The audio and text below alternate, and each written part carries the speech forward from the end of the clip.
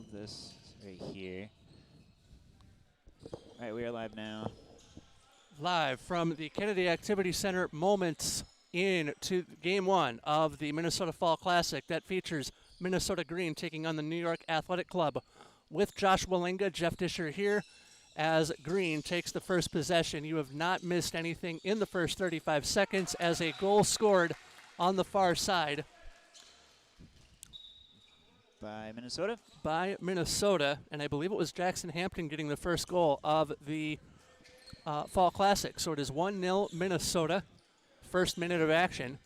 Yeah, we had some technical difficulties again. It wouldn't be a tournament without technical difficulties. So we will give you all the updates at halftime. But I'll go back to Jeff. As that shot blocked away in the crease area. Minnesota still with the 1-0 lead as this one is advanced across the timeline by Matan Moshi. Moshi dropped that over, got it to Finn Peterson, but the play halted by the whistle. And New York Athletic Club allowed to move. This goes to Matt Bolger as they bring it across the timeline. Actually, New York Athletic Club will have to try that again. Here's Bolger. Bolger brings it across. Gets this to a player that will be named later. Bolger. Got that back up to the pivot. I believe that's Ahmad Saad. As body contact. Minnesota, Josh, in the flat or the 6 flat to start the game. Surprised? Not? Nope, that's usually what we like to run. That's always a good way to start, and then you can identify if there is good save. If there is a player that is especially dangerous, then you can go to a 1-5 or 5-1. It's 5-1, yeah. And that was Lippert on the other end making the stop for Minnesota, or for check that. That was Tristan Melitrot making the stop for Minnesota Green as a shot comes in there from Substad that goes by the boards. 1-0 the score, third minute of play as the New York Athletic Club advances up to Bolger. Bolger to Saad. Saad cross court, got that to Yasin. Bolger near side, now into the near corner. Looking for the shot opportunity that will give them the best chance at success, and they get it. Tie game at 1 in the early going as Minnesota will bring this ahead with Finn Peterson at the pivot point. Across the timeline comes Minnesota Green. Peterson advancing. Now New York Athletic Club in a 6 flat. Peterson crosses, gets it back, tipped. Moshi. 1 into 2 doesn't go, and that proven with the whistle and the halt to play. Minnesota keeps the ball. Peterson will bring that back into play with a little help from Stefan Storch. Moshi dropped over, got that to Substad. Substad, Moshi. Moshi shoots one, partially blocked. New York Athletic Club tried the breakout, but that didn't work. Hedrick near side, got it to the far side. Quick shot in the goal. 2-1 Minnesota. Now New York Athletic Club, just that quickly, across the timeline they go. Bolger gets it back. Bolger tried a shot that was faked. Saad, we think wearing number 44. Bolger hits the crossbar, but a whistle goes before the shot. Halting play in the 5th minute. And that is going to be a 7-meter. 7-meter throw for New York Athletic Club, taken by Ahmed Hadi Al-Said. Fires. Ooh. Save made. Melitrot using his head.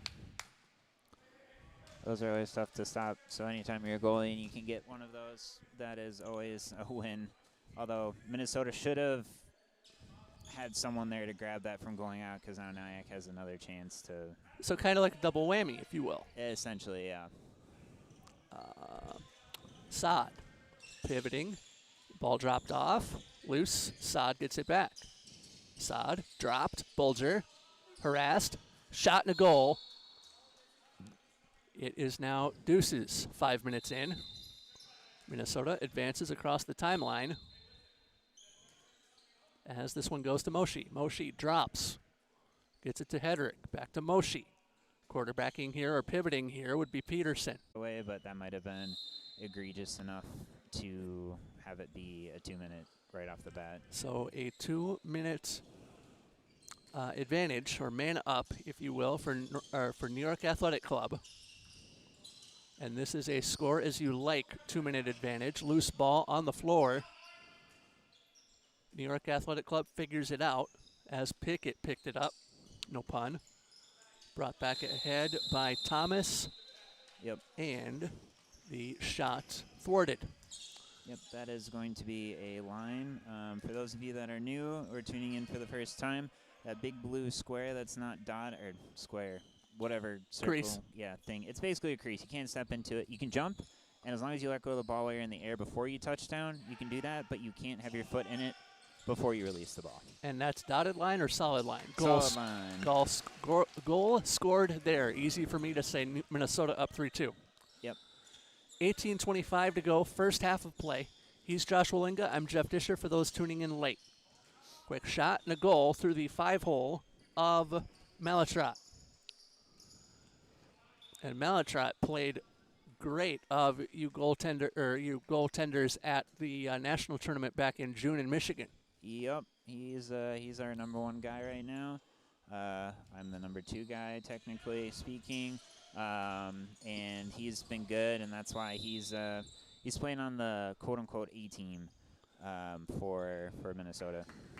Now, Minnesota, as you'll see next, shot there blocked, loose ball far side, whistle goes, halt to play, clock rolls. That was a travel, I believe. No, double dribble. That was a double dribble. CalHeat will play Minnesota Black in the second game of our double dip tonight. Shot and a goal that brings NYAC up 4-3. But Minnesota, the only club at the event with multiple teams, as you have teams from CalHeat, Denver, and Denver, New York Athletic Club, and Chicago. And Chicago. Yep. 6 teams again this year. Unfortunate that Army wasn't able to show up. It was just too expensive for them. Makes sense. Bear hug. Allowed to get the shot. Was allowed to get the shot off, or muscled his way to get the shot off that went wide. But I believe a 7-meter throw has been called. Yeah, that one's a bit weird because he was diving to the ground already, but the refs are the refs. They'll call it. Goal. 5-3 in favor of NYAC. Yep. Also, apologies if the camera freezes every so often. The camera USB jack and the camera is a little dodgy, so we'll work to fix that right away. That was egregious. Timeout on the floor. Yep, and that's Minnesota Green player attacker got tomahawk chopped. Yep, that was that one I can kind of see maybe being a. That I smell a red card. Maybe. I think so. That's a tough one because I think he was going for the ball, and I mean he was falling down too. So that's kind of where it's like, okay, if it is that bad, it should be a red card. Let me bring those who maybe are familiar with soccer in. Aren't you denying a potential goal scoring opportunity with a tomahawk chop defensively like that though? Yes, and in that case, anyways, it's going to be a 7-meter regardless, and it's probably. This sport is violent sometimes, so I sometimes. think, it's pretty violent at times, and so stuff like that will happen. So it's just yellow or 2-minute be done. Wakabayashi with the 7-meter throw goes in, 5-4, 16 minutes left to play in the game's opening half. Our clock that you see on the screen there, unofficial. So I'll be relaying time as we go. New York Athletic Club with possession up the floor. Brought back ahead by Alfara. Alfara drops that to his pivot man. Alfara rises, fires, blocked.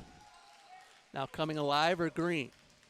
And that's Minnesota Green getting it to Moshi. Moshi shoots one off. Katsu, who's number 2, he joined us last year. He's from Japan. He's been playing for basically as long as he's been alive. Has been really good to the team, and he does stuff like that even in practice too. And he's quick, he's talkative, he knows his stuff. So if anybody's going to get that kind of shot or block, it's going to be him. Shot and a goal on the other end for New York Athletic Club, 6-5 to the visitors. Brought up the floor by Moshi. Moshi to Hederick. Hederick off iron, I thought. And New York Athletic Club will bring this ahead on the ricochet. Yeah, that's kind of uncharacteristic of Josh there. Usually if he's going to go for that corner, he hits them. But, I mean, it was on the post at least, so it's not like it was a complete miss. Anything on frame is better than not, Exactly. we'll say. Yasin, short side, scores. 7-5, NYAC. Just past the 10-minute mark of half number 1. Storch and company bring this ahead. Wakabayashi, who we mentioned on the last time down for Minnesota Green. Hederick controls the ball here, gets it from Moshi. They play catch near side. The 2-minute advantage is over. NYAC back to full strength. 7 aside. Wakabayashi drops Moshi. Moshi, Hederick, short side, and he missed the shot off frame. Yep, that one was a good stop by the goalie. Got a piece? Yep, got a piece with his elbow. So it may be a fraction of a second later, and that one's going in. Brought back ahead by NYAC. So we'll say Hederick 1 for 2 in shots on frame so far. Yep. Strictly unofficial. Brought back ahead, though, by New York Athletic Club. Up floor they go. 13:25 to go in the game's opening half. Opening night of pool play. Quick shot, upper 90, top cheese. And it's 8-5 NYAC.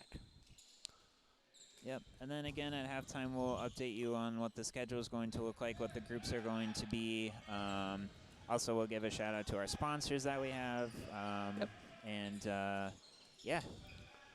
Just Storch fought through, hit the bottom of the iron and stayed out.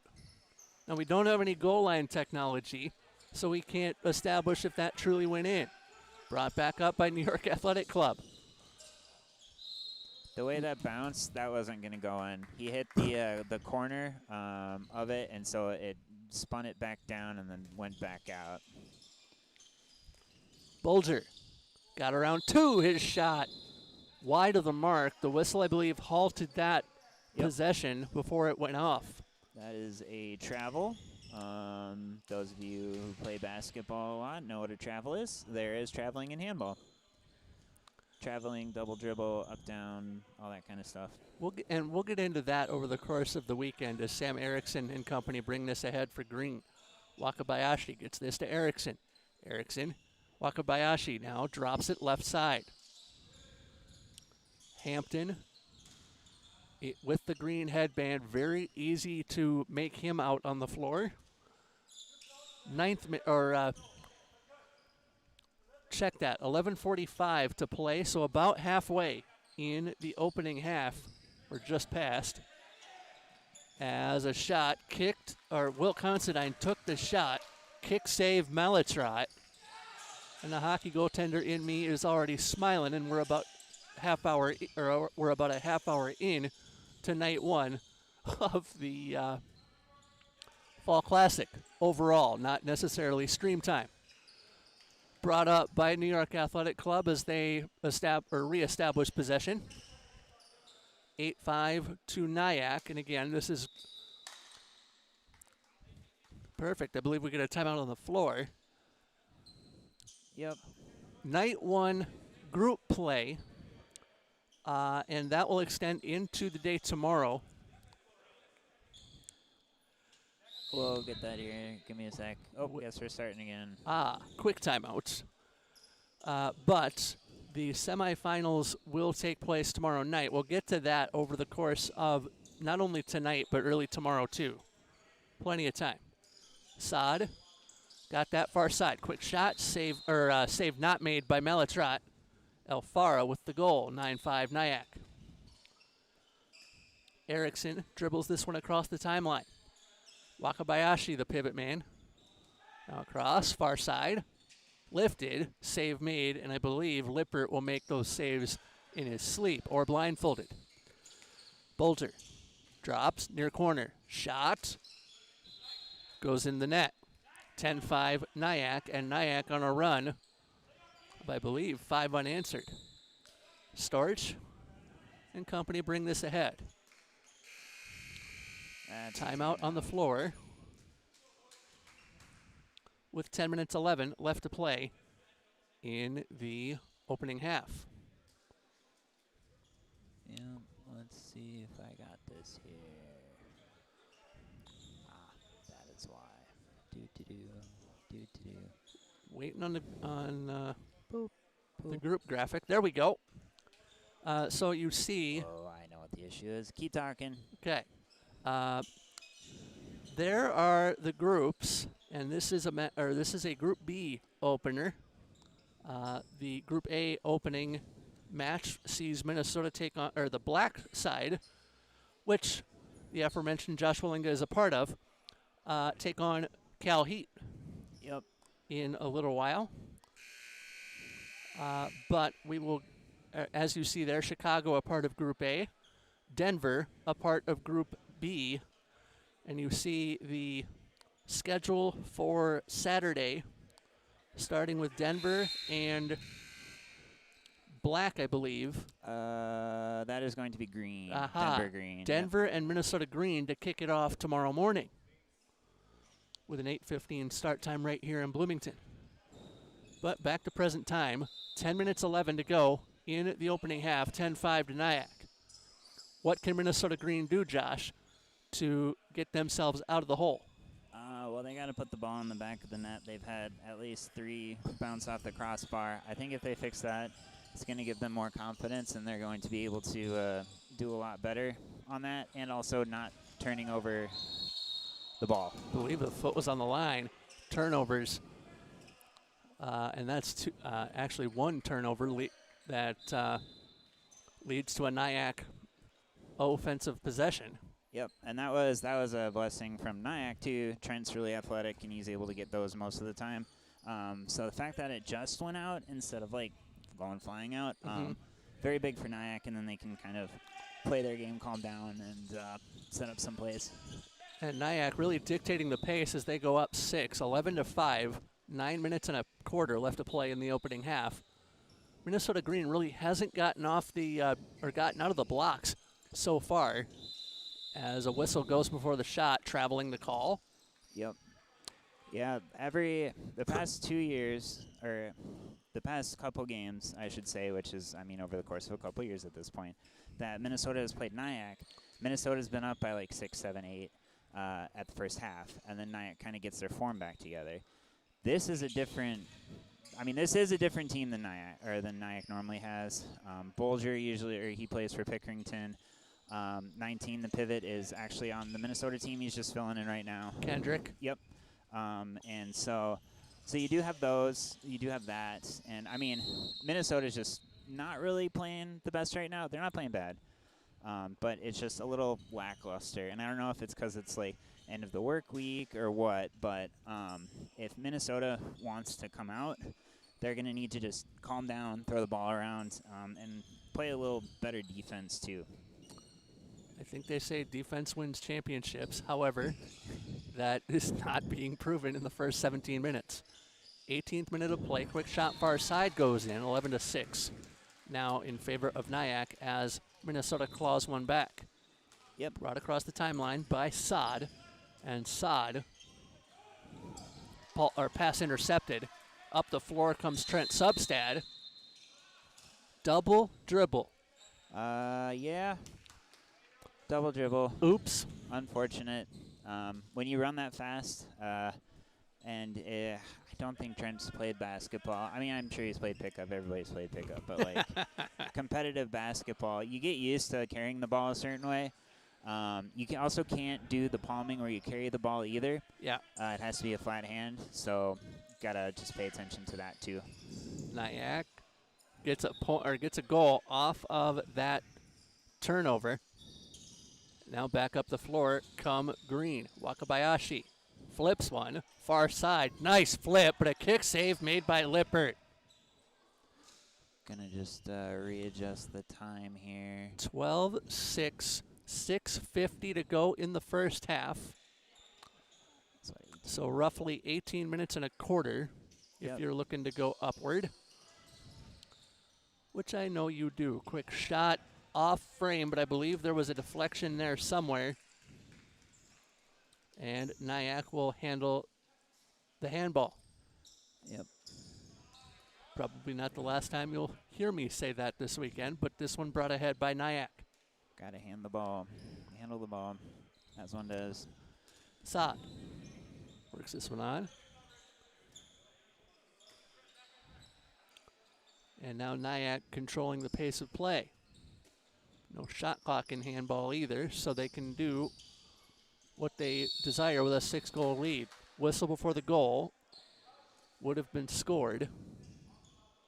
There is something called passive, where if the refs feel like the other team is intentionally like stalling or they're not making progress towards the net, they'll raise their hand up, and then they have 4 it's a good block by Sam. They'll have 4 passes before they need to shoot, and if it hits the goalie, the bar, ooh, good save. Good save made by Malatrat. And I was thinking of the shot clock in lacrosse and hockey. Or Basketball. Basketball, yeah. Wakabayashi dropped that to Substad. Substad couldn't get the shot away, but no turnover. Brought back ahead by Finn Peterson, who bails Substad out. Erickson, Substad pivot, or the pivot point. Peterson drops near corner. Wakabayashi, no sir. Save made. Lippert. 5 minutes to play in the opening half. We are about 8 seconds ahead of the clock here in the building. Timeout on the floor with 4:47 remaining in the first half. So we've covered the groups and what they look like. Yep. Any teams that you are interested to see, whether that be on the floor or up this way this weekend? I mean, I haven't played the new Denver team yet. I've only played them when they're Fargo.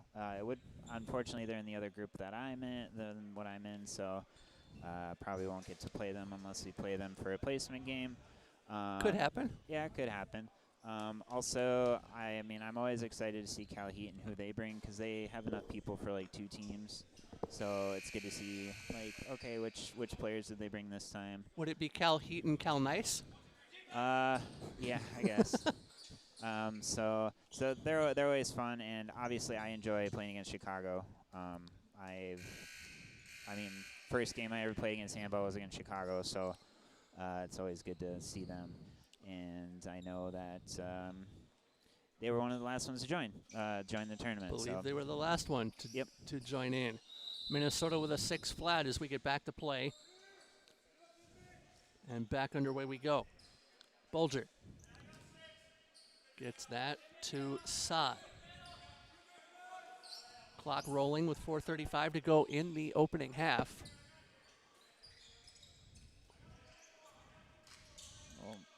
And NYAC with possession. Saad works this one on. Oh, good snag. What a snag that was by Pickett. Ethan did his last name out of the air on that errant pass as Moshe brings this across the timeline for Minnesota Green. This could be a 2-goal swing here if Minnesota can get nylon, or netting, if you will.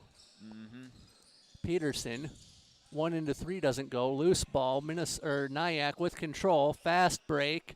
Got to Yesin. And a goal. 13-6 in favor of NYAC. As Minnesota crosses the line, you've got the 2-goal swing. But if you're Minnesota Green, you got it in the other direction. Yeah. Not necessarily good as you're in the final or the latter stages of the opening half.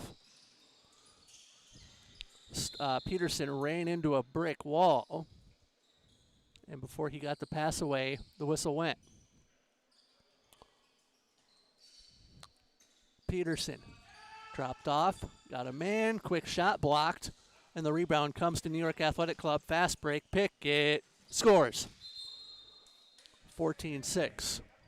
Yeah, Mike is going to score those almost every time. He is very, very smart, very fast, very good. Ah, that's Mike King in 55. I have him listed as number 7. Yeah, he might. Yeah, he's also part of the national team. So if that says he was, or maybe he was, I'm trying to remember. He was at one point. So that's Mike King in 55. I have 55 as Ethan Pickett. However, I've done this tournament 3 years now. I should know things. Body contact and a partial charge before the shot. Yeah, that one I don't know if. It led to a 7-meter. I don't know. Oh, so they called Peterson for the block. Yeah. That led to a 7-meter. I think they were saying that he was in the. They were saying that he was in the crease when he blocked, which he played it well. If he was outside, that would have been a really good stop on D. But 1:50 to go in the first half. Minnesota down 15-6. As this one is played on by Wakabayashi, back to Moshi. Have to remember that Mike King for NYAC is 55. Brought back by Peterson, though. Moshi dropped it near corner. Wakabayashi, 5-hole scores. 15-7. Yep, that's a good shot. Get the keeper to come off of the pipe, and then King, whistle. We'll go the other way. Travel did Mike King traveled. Easy for me to say. Drop to Wakabayashi. Save made. Lippert. Final minute 5 of the opening half. That was a good save by the keeper. Maybe could have shot lower on that since the keeper was going up, but that was still a good attempt either way. NYAC with possession. Saad with this. Goes to Yasin. Yasin now playing near side. As that pass retrieved by Bolger, and it goes in. 16-7, final minute of play. And that ball flipped. I believe King check that. El Said on the flip. Brought back ahead by Green. It goes to Moshi. Moshi blocked. As it comes back to Peterson. 19 to go in the half. As Minnesota looking for a shot opportunity. Ball on the ground. Whistle goes. Minnesota maintains the move.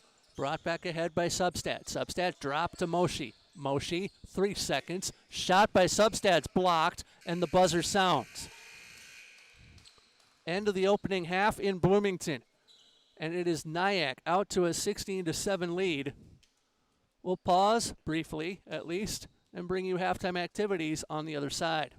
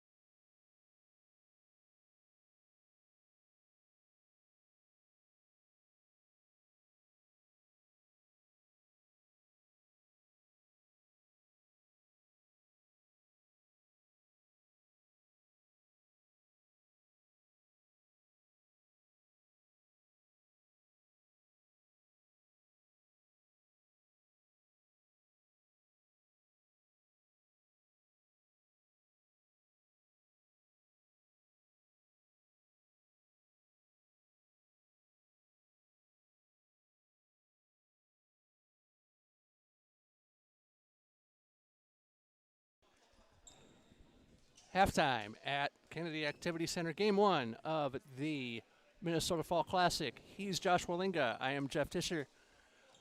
And we've got all our stuff together finally. We've got all of our stuff together, and we are seeing Minnesota Green take on NYAC to open the tournament. If you were in the Minnesota Green huddle, what would you be hearing right now from Josh Hedrick and company? Stop turning over the ball. We need to get on the pivot a little bit better, and we need to just slow down. Like, we're playing their game, it seems, and it's just going too fast for Minnesota right now. If you are New York Athletic Club, what's the mood? Keep pressuring on defense.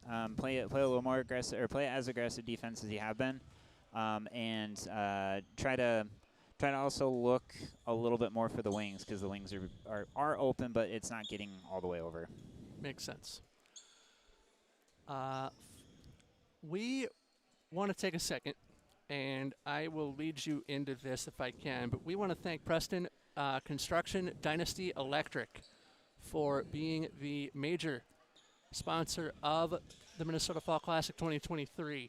You will see an interview with the player of the game, sponsored by Preston Construction Dynasty Electric, at the end of every game in this tournament.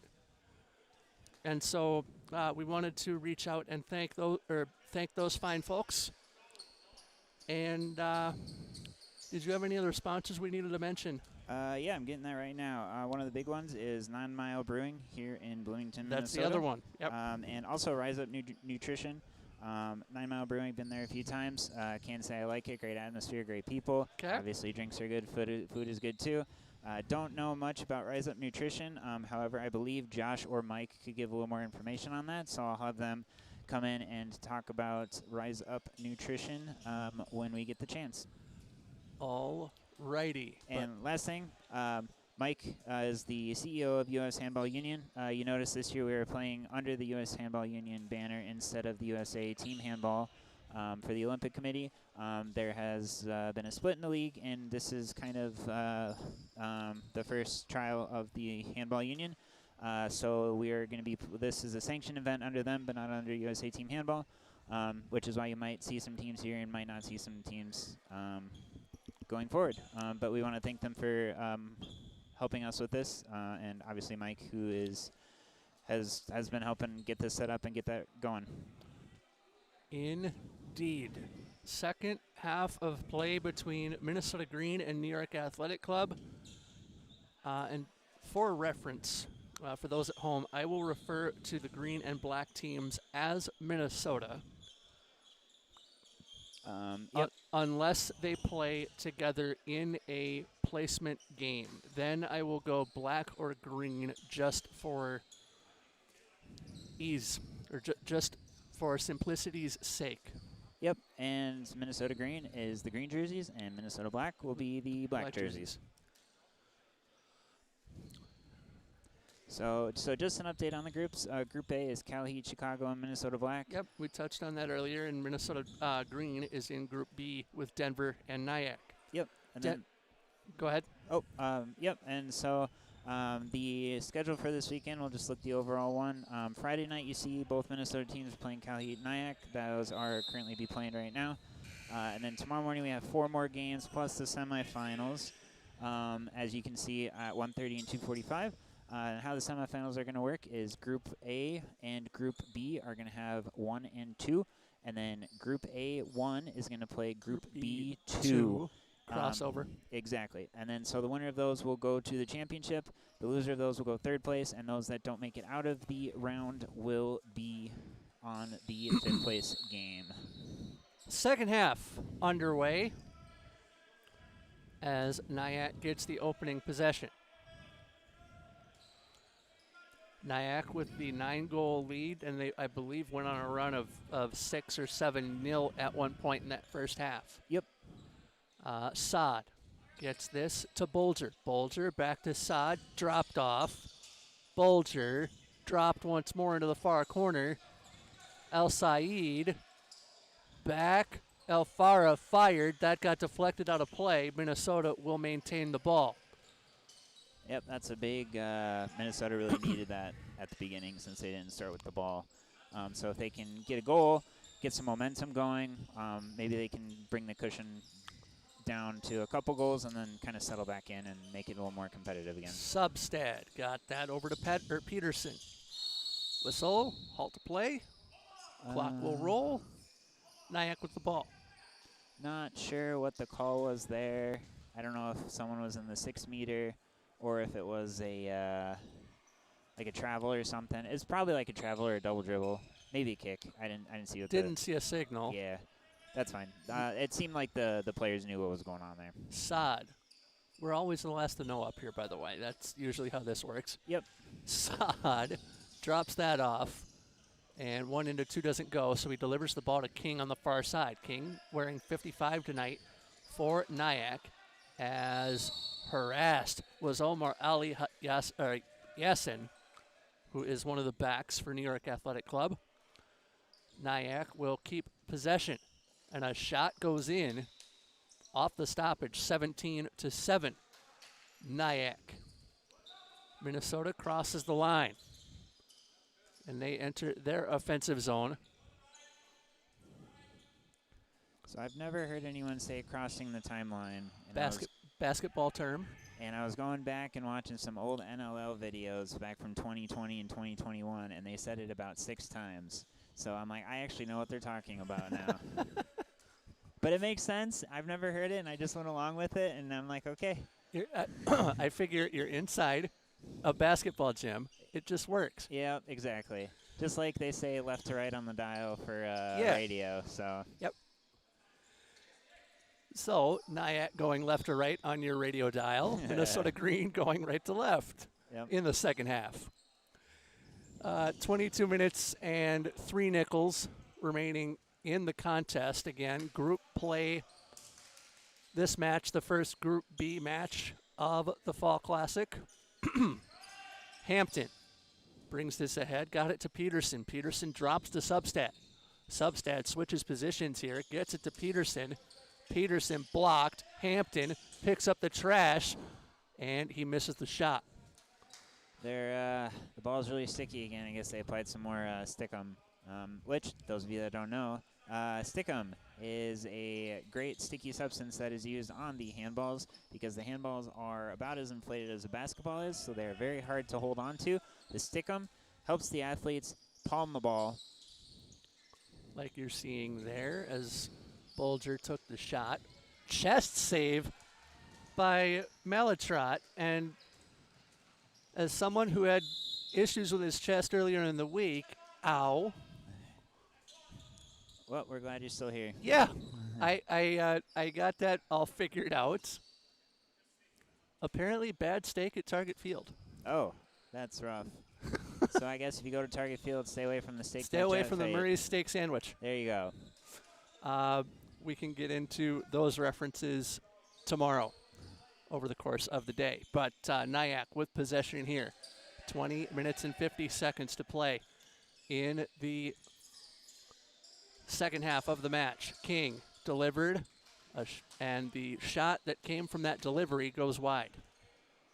Yep, that was good defense. That was actually really good defense there by Minnesota. I mean, I got to give props to Josh on the wing, holding Mike down, making sure he can't do his shuffling to go towards the net. And it worked out because the ball was really sticky again. Hampton dropped that to Substad as Substad switches with Peterson. Peterson taken down viciously. I think his hand was up. He hit him in the neck. I don't think it was intentional, but that'll be a 2 minutes, unfortunately. Gotta be. Yep, it is. Yeah, Goran's like, I can't believe that happened. and Finn's like, yeah, that's. Anyways, jokes aside. So, man up for Minnesota Green. A 2-minute score as you like, man up. Hampton got that to Substad. And Peterson. Substad works near wing. Gets this to pop off. Shot by Substad goes into the net. 17-8. I think that was a 8 or 9 minute drought from Minnesota on goals. Of gameplay. Oh, wait, just kidding. They scored right after the half. Ignore me. Ah. So it was probably a 3 or 4 minute drought that's there. about right. Yeah. I was like, there's no way. And I was like, wait, the score was 17 or 16. Wait. 16-6, I believe, was the score at the half. 15-6. You're right. It was off. You're right. It was off. You're right. Saad, with this as we regain our valuables up here in the broadcast booth. El Farah loses the ball, regains. Farah stripped. Or was he? Yasin was stripped. That pass inside the 7-meter, delivered into the net by Bulger. 18-8 now. Ball tipped away. Moshi couldn't handle it, and a 2-goal swing there as the goal scored by who we believe to be Ahmed Saad. Yep, that was, you could see it on Stefan, number 73, and Josh's face after that. They needed to, did not need that to happen, No. but they're not, they both know it, and they're both just like, okay, just got to chill out here. Popov to Peterson. Peterson dropped. Hampton. No, check that. Moshi scores 19-9. And you can't go. You're entering a phase of the game where if you're going to go goal for goal with your opponent and you're down 10, that's not going to do you any favors.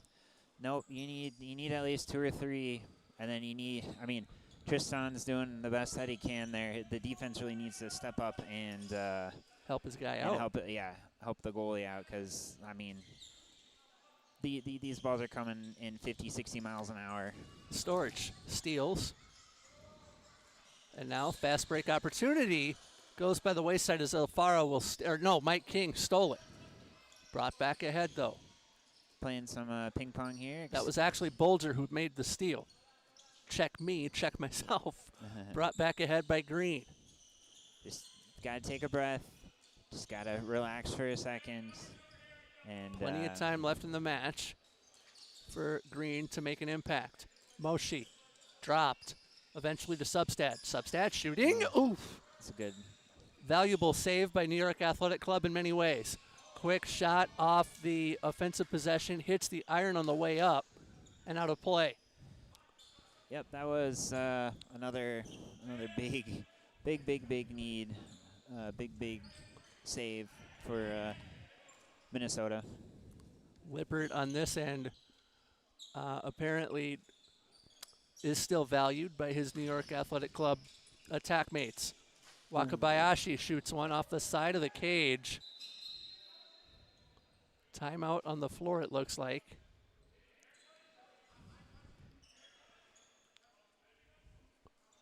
And NYAC should have possession here. So and they do. I don't know if he touched it. So another, if you don't know about handball, if the ball goes off the back line, if the goalie touches it and it goes off the goal line and like out of bounds, it is goalie's ball. Otherwise, it'd just be a rapid fire. The attack, the possession, or the attack possession would end. Yeah, exactly. Regardless. Now, if the ball goes off if the ball goes off of one of the players on the defensive team, then it will be a corner. Which the possession for attack or the attacking team would continue. Yes. Wakabayashi dropped that to Moshi. Whistle goes, halt to play. Travel, clock moves. 16 and a nickel remaining in game 1 of our double dip tonight. So, all right, I'm just going to say this again. To the chalkboard, 101 handball. Okay. Every time you pump the ball like you're going to throw it and don't, that counts as 1 step. Okay. And that is why that was a turnover. And thus the travel call as this one brought ahead by Green. Wakabayashi shoots one wide. Halt to play. Yep, 2-minute push. Going in for the shot. All right, handball, 101 yet again. Once again. We're going to do this for the first 2 games, I guess. If somebody gets past you you're on defense and someone gets past you and they're going in for a shot, you cannot grab their arm, nor grab them, or push them. You have to let them finish the shot. Otherwise, it is a 7-meter penalty, which is a beautiful save, and but a very good rebound. check that. Lippert couldn't make both of them as Wakabayashi scores, making it 20-10.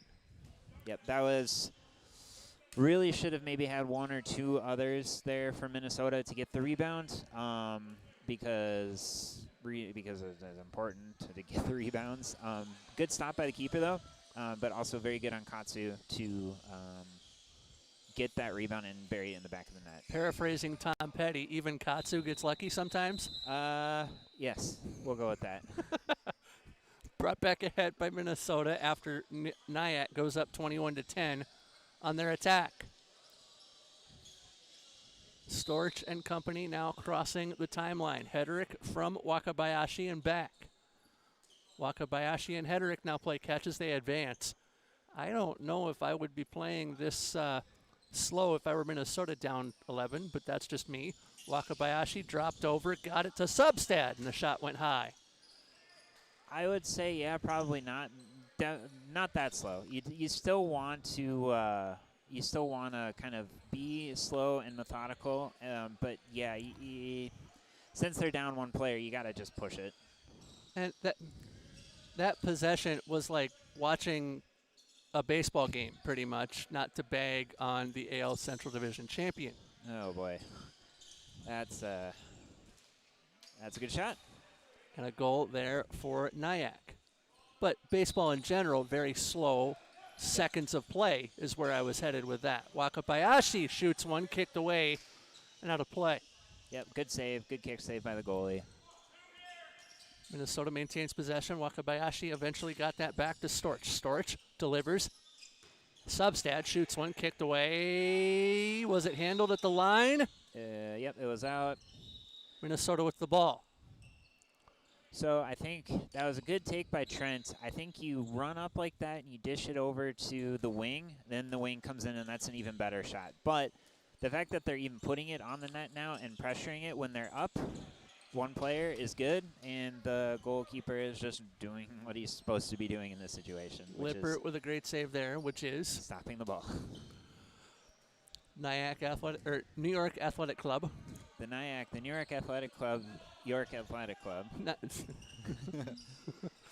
NYAC with possession. Considine shoots that one, save made by Malhotra. 11 games of that. I'm not going to complain. Substad. At least it wasn't like, what, 20 in nationals or something like that? 21-3. Yep. We were there for all 21, man. Oh, I remember my first year that we went to nationals. We played 7 games. We played 3, 3, and 1. Oof. And I had so much fun because I was like 6 years younger than I am now. So I was having a blast, but it was still ridiculous. Substad gets this to Wakabayashi. Substad back, gets that to Erickson. Wide. I don't know if that, I don't know where he was aiming, but it went wide of the frame. So he's been working on that a lot, where he's been trying to jump more when he shoots, because as a back, that's what you want to do. But you lose the ability to aim if you're in the air. Kind of. So what he was trying to do is he was trying to wait enough so the defender can get down and then kind of get around him, and then you just flick your wrist, and then that's how you aim in that situation. Shot blocked by Minnesota Green. NYAC with the ball. El Said over far side. El Said gets this to Bolger. Bolger harassed, shoots one, upper 90, and the goal is good, 23-10. I think everybody thought that was going to be a 9-meter there, and that's kind of why they stopped. Storch shoots one. Whistle went before the shot. 23-10 in the building, 22-11 on your screen. Yep. Wait. So the I table. did that backwards. That's me. I was gonna say, I 23-10. We're now good. It was a long week at work. I'm here to cover you, my friend. And I know the feeling. Yep. Go ahead. No, go ahead. I was gonna make another comment. So Storch with a shot, save made. Lippert. Do we need to check Aaron's valuables? No. Answer: no. I think that might have been off of the 5. I will say, as a goalie, when you go down and you see them go down after they get hit there, Ooh. they got hit there. Speaking of valuables, Storch Yeah, doing the valuable check. I And that's the most important check that you can do as a human, we'll say. Yep, as a male identifying person. Anyways, yes. 23-10, late stages of game number 1 at the Fall Classic. He is Josh Wallinga. I am Jeff Disher, and apparently we're going to do Handball 101 tonight. Yep, we'll do it the first night, and then we'll re-comment as they pop up. A lot of these situations don't. The traveling calls and that kind of stuff will come up a lot, but there is some really weird nuances that you can find in the sport, which is why it's absolutely wonderful. Certainly. Bolger and company crossing the timeline. They've already crossed it. And loose ball on the floor. That is Yep. Minnesota with possession on the rebound. Storch dropped that off to Substad. In play is Substad. Gets this back to Erickson. Erickson may have had his shot deflected. Fast break time. Shot and a goal. Sod. 24-10. What do you do down 14 goals? Defense, I suppose. So I think, I hate to say this, and I'm trying to be as unbiased as possible because, my love is with Minnesota. Yeah. At this point, you just kind of need to think, what can we work on for the next game? It is possible to score 14 goals in 10 minutes, but it's more, yep, that is going to be a corner. So that one went off of the defense, and then that's a corner. At this point, you need to look at what's working well, and then what can you work on for the next game, unfortunately. It may get some more goals and get the defense up, just kind of more for, group placements and goal differential. Ooh, beautiful pass, and that is a 7. So Erickson will take the 7. On that corner, you saw, like you did in soccer, where they indicate the corner that the ball, or on the side the ball went out. So you saw Stefan Storch there come to the near corner as that ball went out of play near side. Had it gone far side, they would have chosen the far corner because it is the entry point nearest where the ball went out. Erickson with this 7-meter scores. Nice. Yeah, I think waiting for the ball. Usually, if you're being sportsmanlike, the goalie should get the ball, but they're not obligated to. And I think Stan was waiting for that, and that's why it took so long. But, Bear hug, halted play momentarily.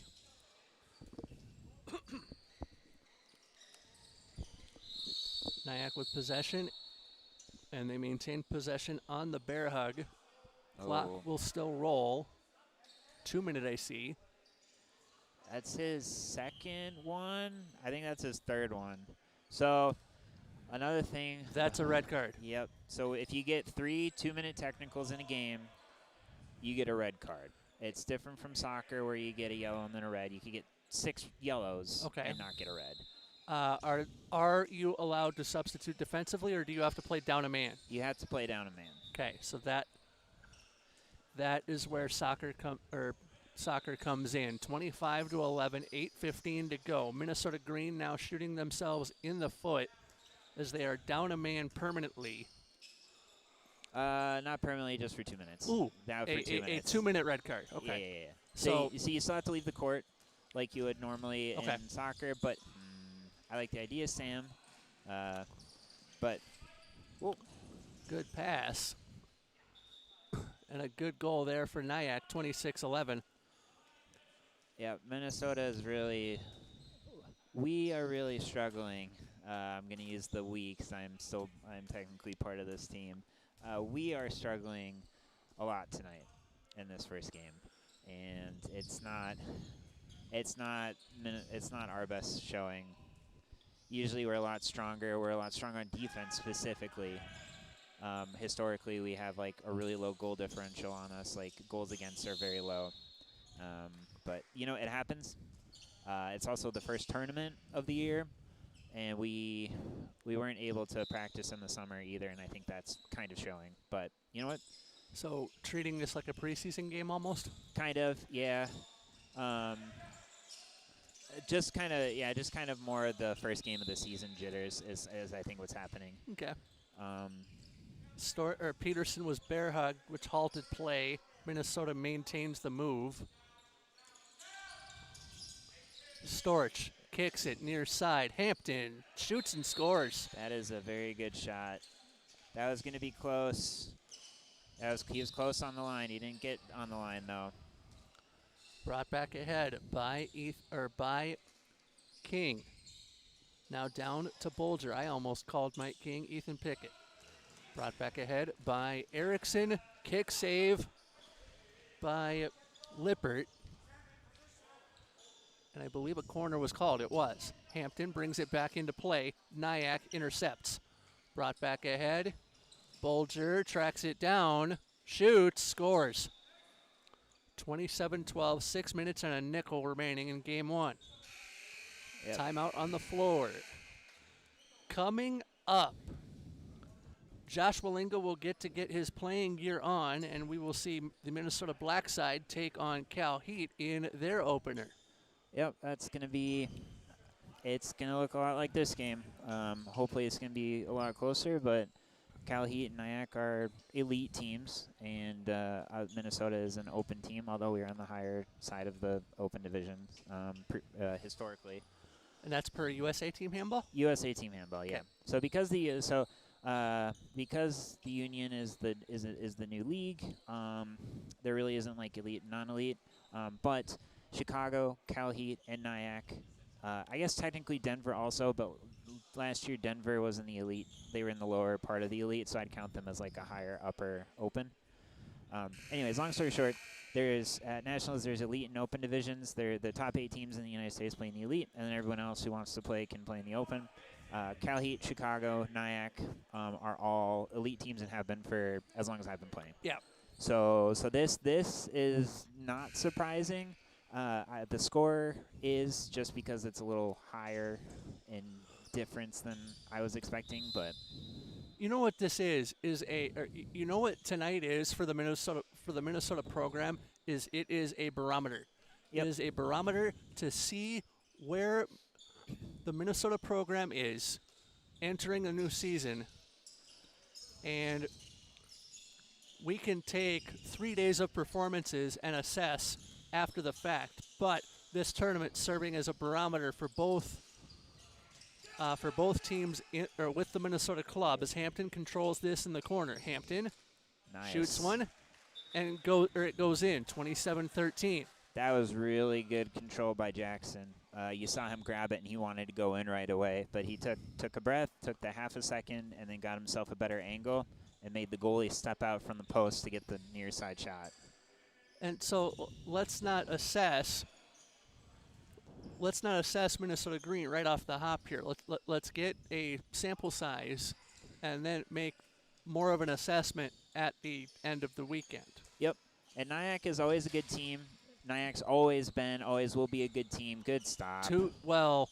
Both shots hit the pipe, I thought. I know one did. Save made there by Malatrot.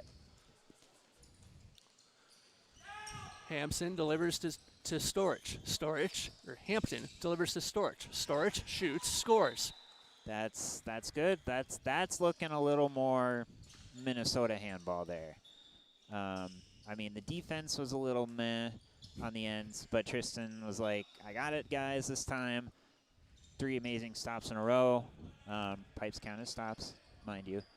So that's going to be a confidence booster in the last 4 minutes. And, you know, if they get 4 or 5 goals off of it and stop 1 or 2 of them, I count that as a kind of a tie in that circumstance. Shot goes wide there from Bolger on the far side. 4 minutes and a penny remaining in this one.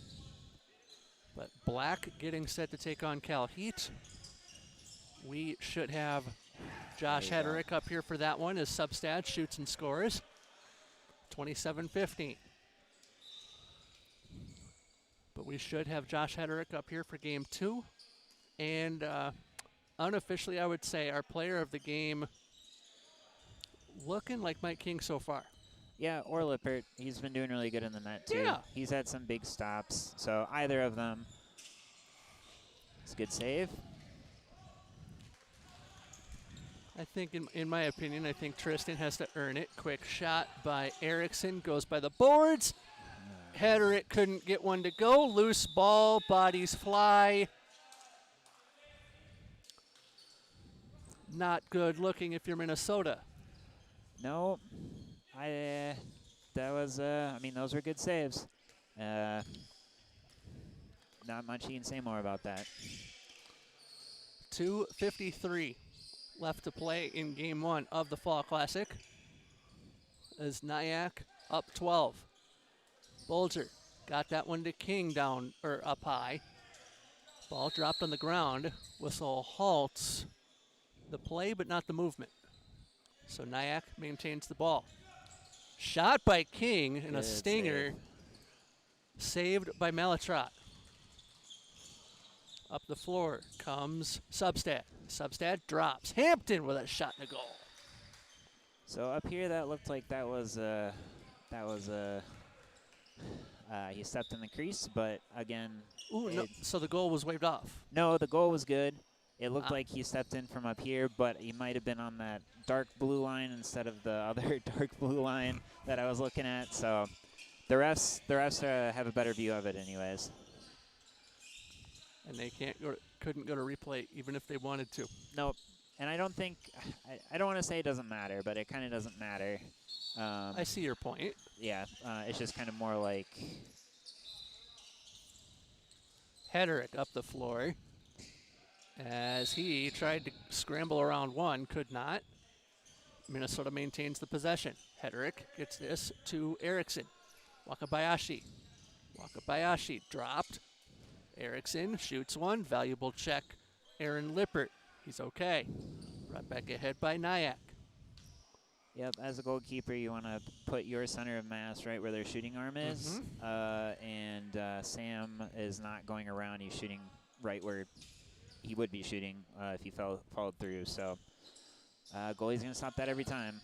Saad gets this far side. Minute to play in game 1. Bulger from King gets this to El Said. El Said shoots one off the bar and in. 29-16. 45 seconds to play. Brought ahead Wakabayashi. Wakabayashi got around one, dropped it off. Erickson delivers far side to Hampton. Hampton to Substat. Substat, no, Wakabayashi the pivot man. Wakabayashi to Substat. Wakabayashi, Substat, looking for the shot opportunity. Got one, was blocked. Rebound goes to Saad. NYAC will maintain possession. Brought back ahead, final 15 seconds, and NYAC will be able to dribble it out. Yep. Think they just kind of sit here and let the clock wind down. And yeah, that's all she wrote for the first game. NYAC will go to 1-0 in their pool. We will take a short timeout. I think we're going to grab the attacker. We're going to grab Mike King for the player of the game interview, and that comes your way next.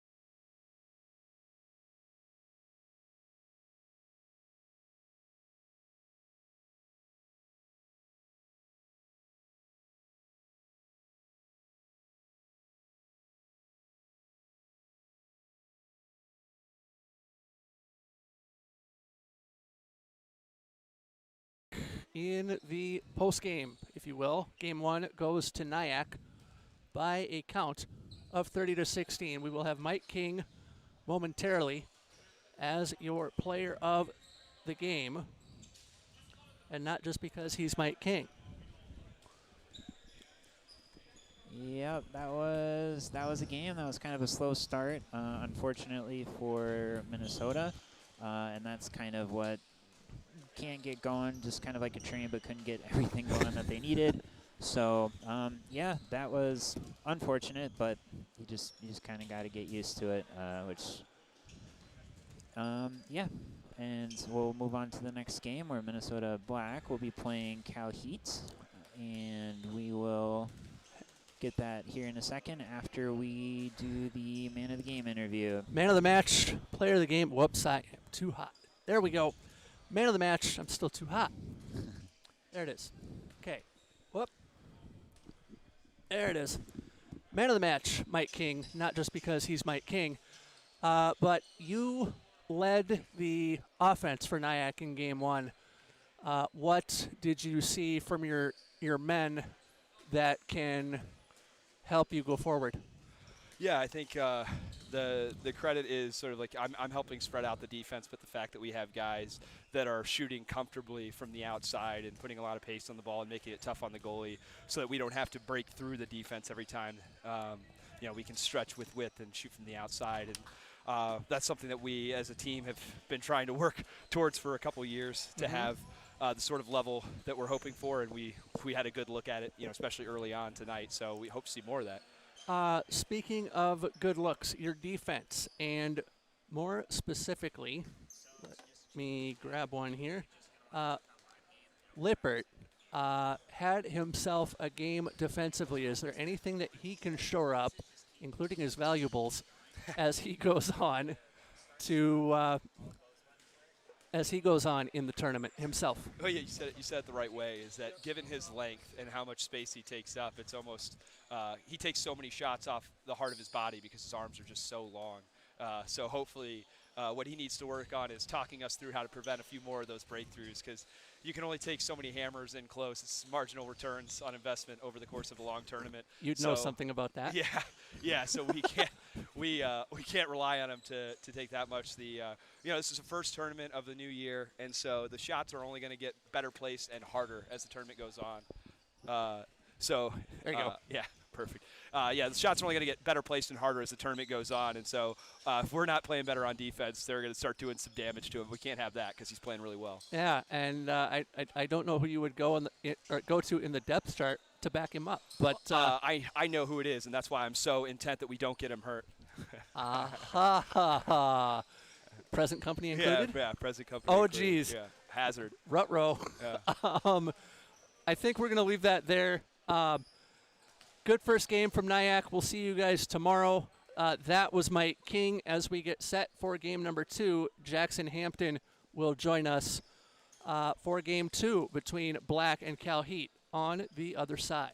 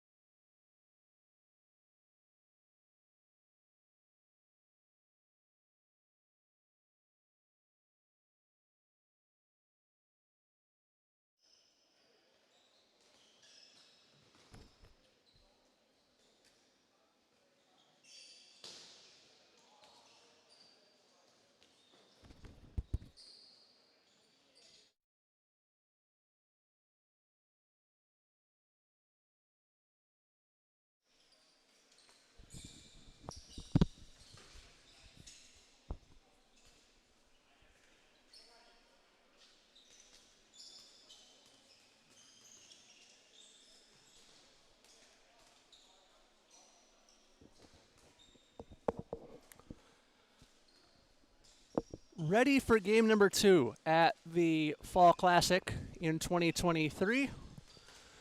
As we get ready to see the Minnesota Black side take on CalHeat with Jackson Hampton, who just played in the green and NYAC match you just saw.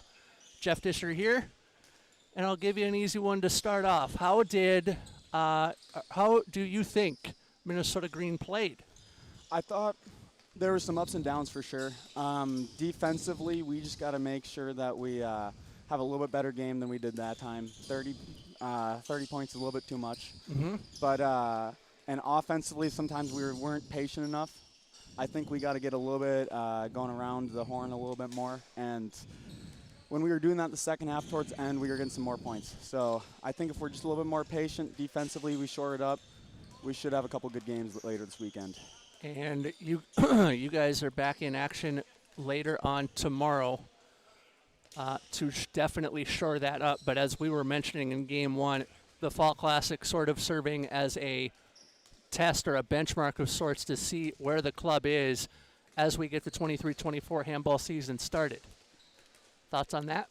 Yeah, no, this is first tournament of the season for, I believe, every team here. So there's definitely going to be some kinks.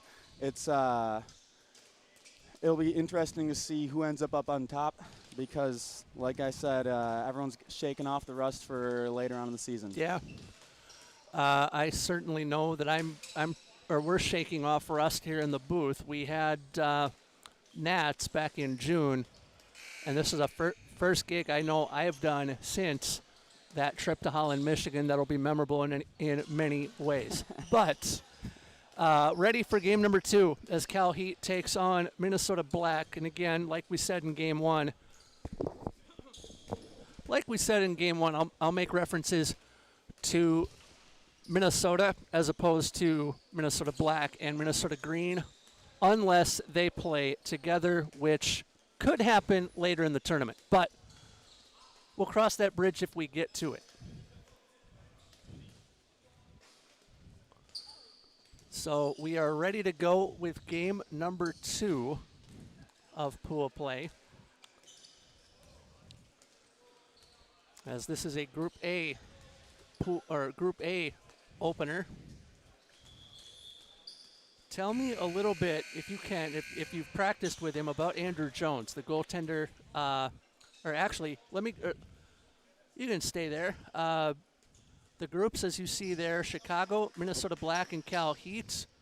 As Minnesota Black and CalHeat playing in this Group A opener. Group B, as we just saw, Minnesota Green and NYAC. Chicago and Denver will get their openers tomorrow. Good spot by you. That was well done. Thank you. Yeah, for all you viewers, this is my first game on color commentator. So if there's any mess ups, please don't shoot the messenger here. It'll come to you, but you get a different viewpoint of watching the game up here versus down on the floor where you live it. I'm not going to be Tony Romo today, but we're hoping we can get at least a Greg Olson type performance. He just called the Super Bowl with Kevin Burkhardt back in February. Yeah, I'm a big fan of Greg. CalHeat with the opening possession of Game 2, and we are underway. As CalHeat with possession, Drew Bradley drops this one off, and it gets over to Halti Clausen. And Paulus at the pivot point. The pivot point, more like a quarterback of a power play if you want to look at it in a hockey term. Garcia now as the switch occurs. CalHeat doing a lot of switching in the early going. Whistle goes, travel called. Clock rolls, halt play, but CalHeat keeps the movement on. Paulus. And that's Max Paulus drops off to Jonathan Garcia. Garcia dropped and got it to Clausen. Clausen, 1 into 2 doesn't go.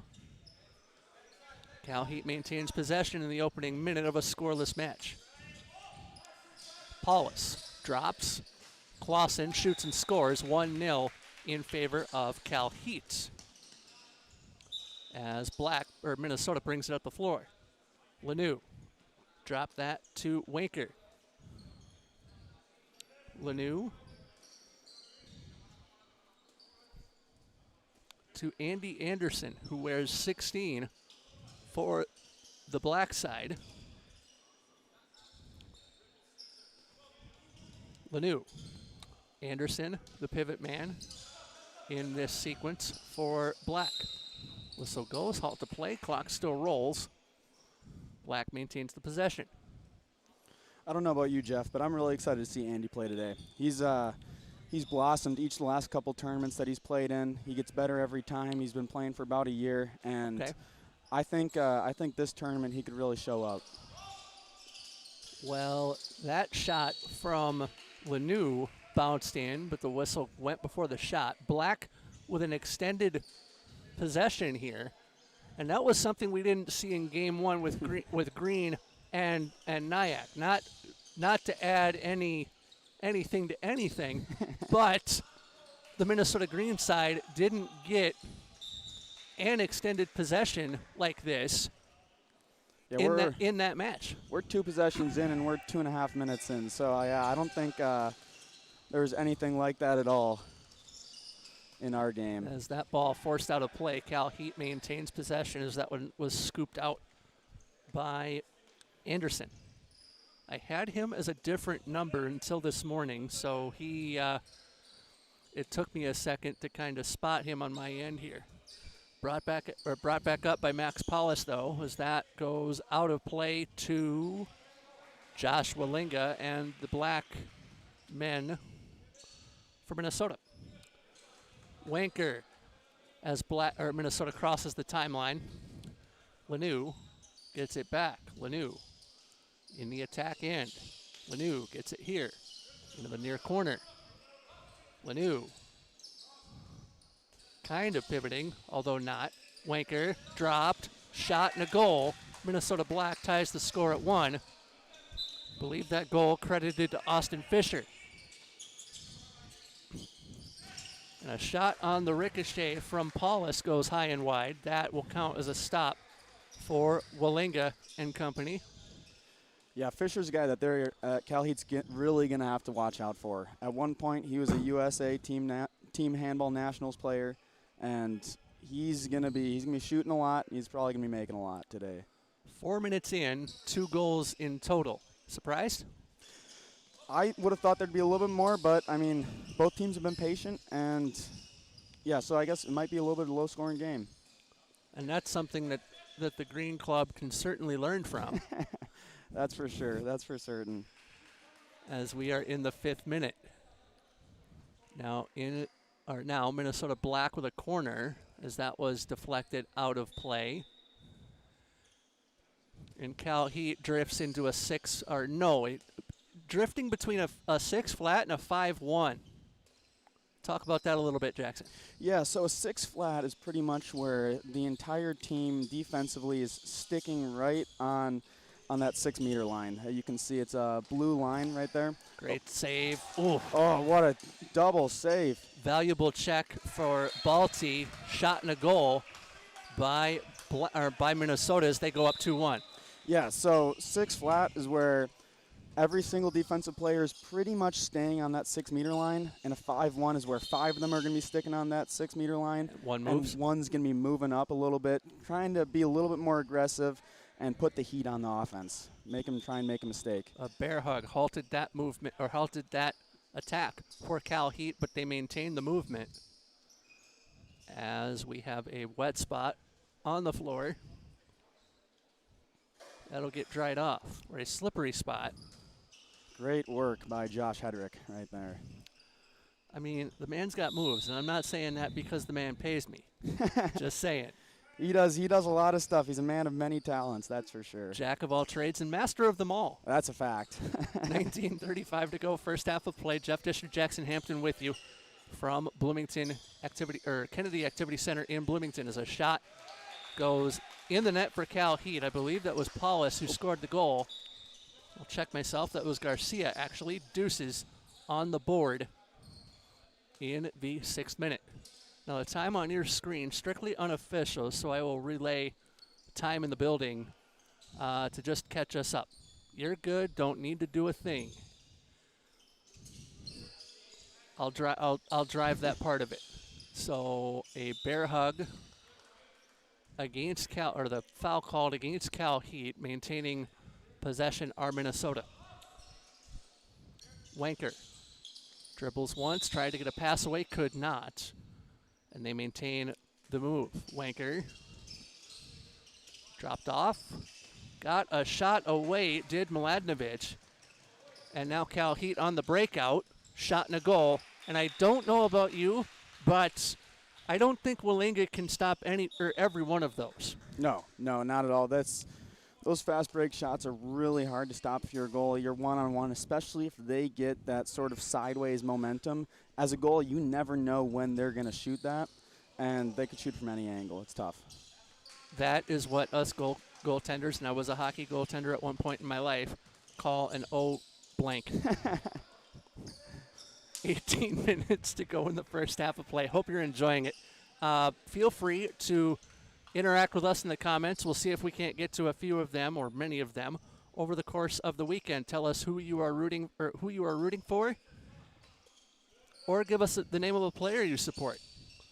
Or if you have any questions for us over the course of the weekend, definitely let us know, and we'll have whoever is up here with yours truly bring that to our attention. Black with possession, as this is Wanker. Whistle on the near side. And a halt to play, but Black keeps the possession. That shot saved by Balti. That's Mohammed Balti in net, wearing 99 for CalHeat. Whistle before the shot. I believe he was in the 6 meters, so that shot wouldn't have been allowed. Black crosses the timeline.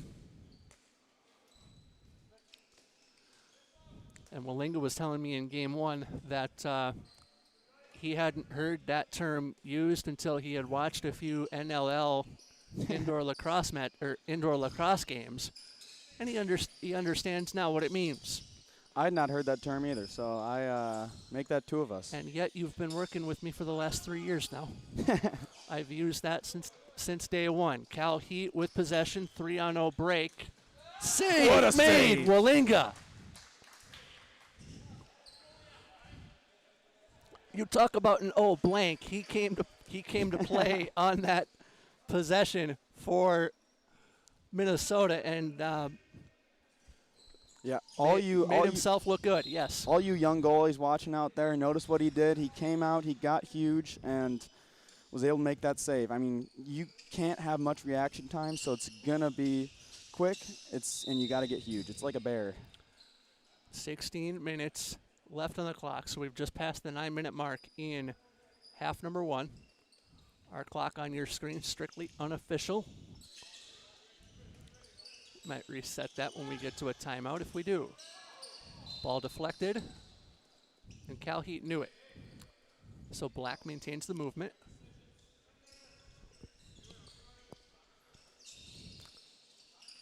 And that one controlled by Anderson. Anderson drops. Got this to Mladenovic. Mladenovic goes to Derrick. That's Connor Derrick at the pivot point. A shot, kick, save made by Balti. Here comes CalHeat. Brought back ahead by Garcia, and his shot goes in. 4-2 our score in favor of CalHeat. As Willinga does like a postman, makes the special delivery at the timeline.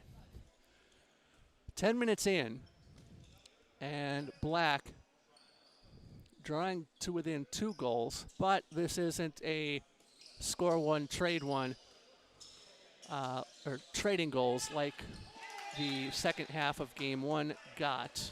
4-3 now in favor of Minnesota Black. And the point I'm making there is when you get to a 10-goal cushion or a 10-goal advantage, your opponent can't be trading goals with you. 5-3 our score. I was thinking you had a thought on that, Mr. Hampton, but we'll roll on. Fisher goes to Wanker. Wanker, bear hug. Fisher. Oof. What a great one-handed Jersey snag tug, by though. Fisher. Yeah, he got in on the attack, but if that tug of the jersey hadn't happened, that might have led to a goal.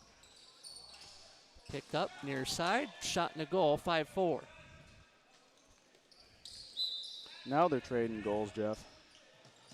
And you can get into a goal trade fest when you're down 1, there's a goal for Garcia, 6-4. But if it gets to a point where you're up, where your opponent maybe is up 10, 11 goals, trading goals won't do you many favors. Yeah. You've got to get large defensively is where I was headed with it. Yeah, that second half defensively, we really need to step up. We didn't, but we'll use it as a learning experience for next game. Hopefully get a little bit better and be a little tighter in the middle. And what, just in general, I wasn't necessarily trying to go back to the game you just played, but what would you do defensively if you are in that position where you're having to trade goals? So it kind of depends. I'd say if it's early on in the second half, you're just getting back to the basics. You want to get tight in the middle, and you want to make them take tough shots. I mean, it's simple, but that's the way you got to do it. If we're at the end of the game and say they have like a 7-goal lead with about 7-8 minutes left, you really got to start taking chances there, Jeff. Kondev shoots and scores 7-4. Because in handball, you can make up in the second half, you can make up about 1 goal a minute. That's probably close to the max. But Travel on Minnesota. after that, you really just got to be taking chances, going for steals, and hoping they miss their shots. Live fast, take chances. Yep, exactly. 12 minutes and a nickel remaining in the first half of play. CalHeat with a 7-4 lead. Kondev, or Darko Kondev, pivoting for, or stepping up from his listed position as a back to pivot. And now the switch is on. Kondev shoots one, scores. I believe Walinga got a foot to it, but it wasn't enough to keep it out. 8-4 to CalHeat. Brought ahead and across the timeline by Black. Now Lanu, I should say Minnesota. Wanker, Fisher, Lanu. Those three at the back as Lanu went long. Fisher, bear hugged off the ball, and a shot by Fisher rather. Whistled down before the shot because of a bear hug. So, clock moves, and Minnesota keeps possession. Great skip pass again there by Lanu. Fisher shoots one, kick save, Balti.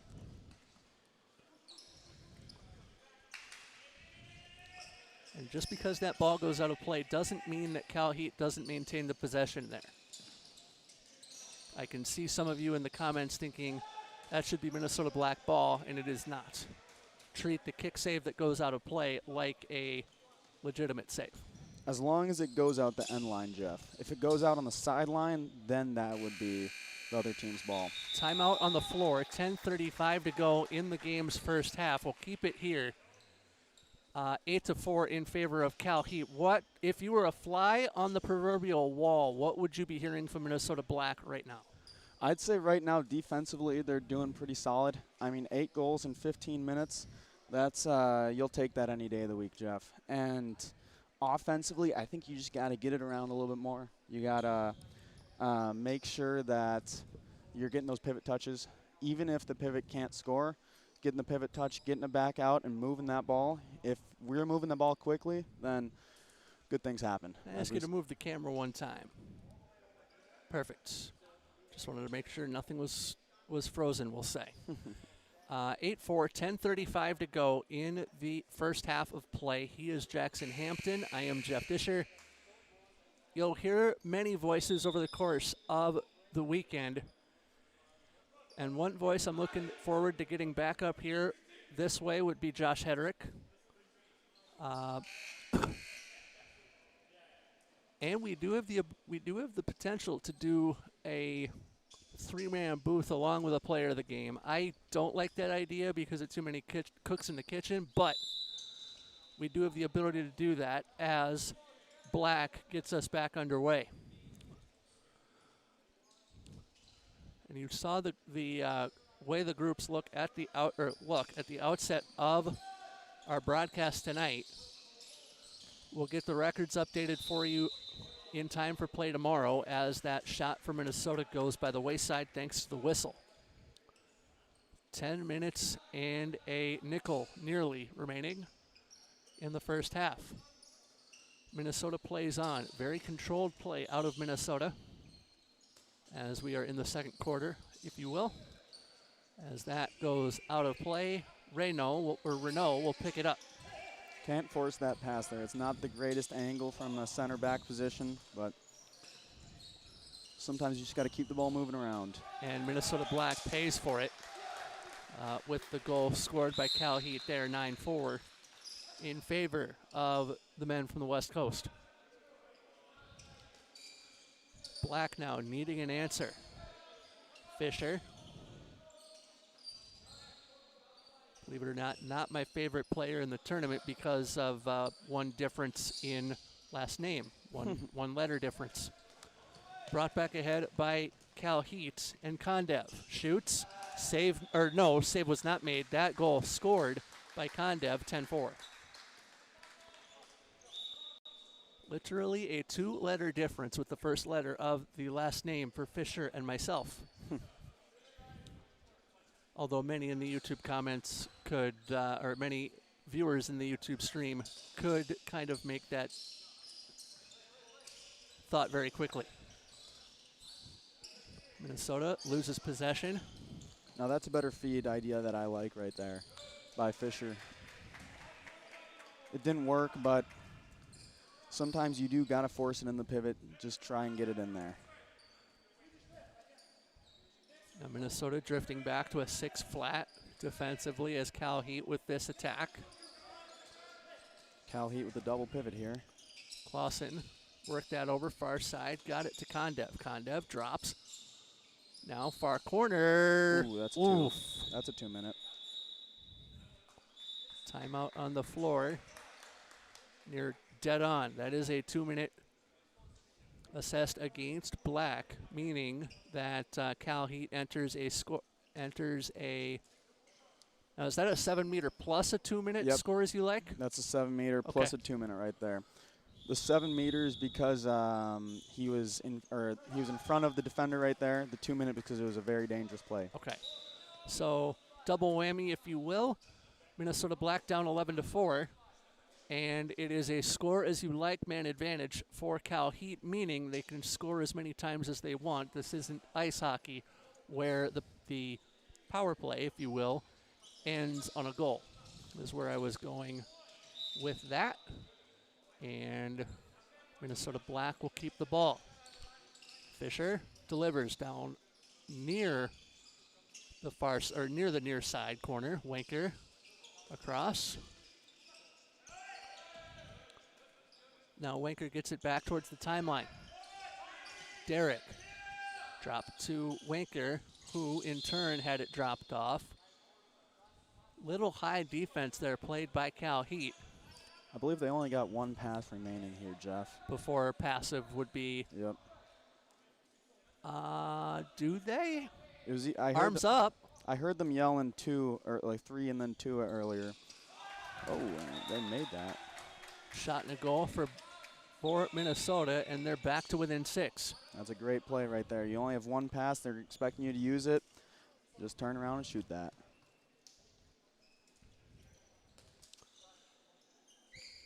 Mikio Tada on the floor for CalHeat.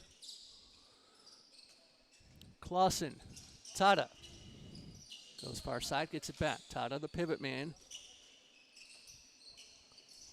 as Clausen gets it here. Clausen delivers near corner. Got it to Renault. Save made, Willinga. What a save. That's a tough save to make. I mean, that left wing right there had the angle, and Willinga was able to stay big. Gorin Vasic for Minnesota crosses the timeline along with his mates. Wanker got it back. Wanker near side, dropped it to Fisher. Fisher drops it to Wanker. Wanker got around one, but he couldn't get himself established. Fisher Wanker delivers inside. Bear hug. Halt play. Clock moves. 5:40 left in the half.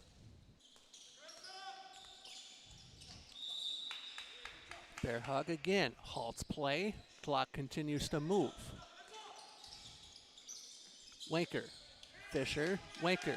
Thought about a shot. That angle closed. Fisher nearly went at the head of a CalHeat defender.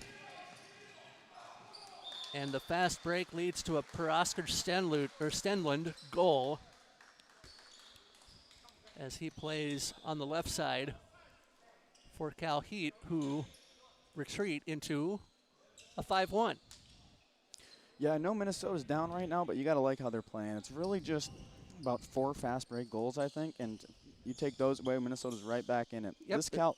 This CalHeat team is an organization that traveled to Europe last year. Let's not forget that. They won a couple games over there, I believe, against a Swiss team, I think. Minnesota couldn't keep the ball in on the near side or on the far side, so CalHeat gets the possession. And that Swiss tournament was an international tournament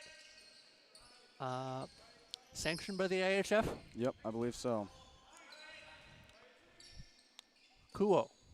It's Joseph Kuo at the pivot point. Minnesota in a 6 flat defensively as Kuo handles this. Dropped off, got it to Clausen. Clausen around 2.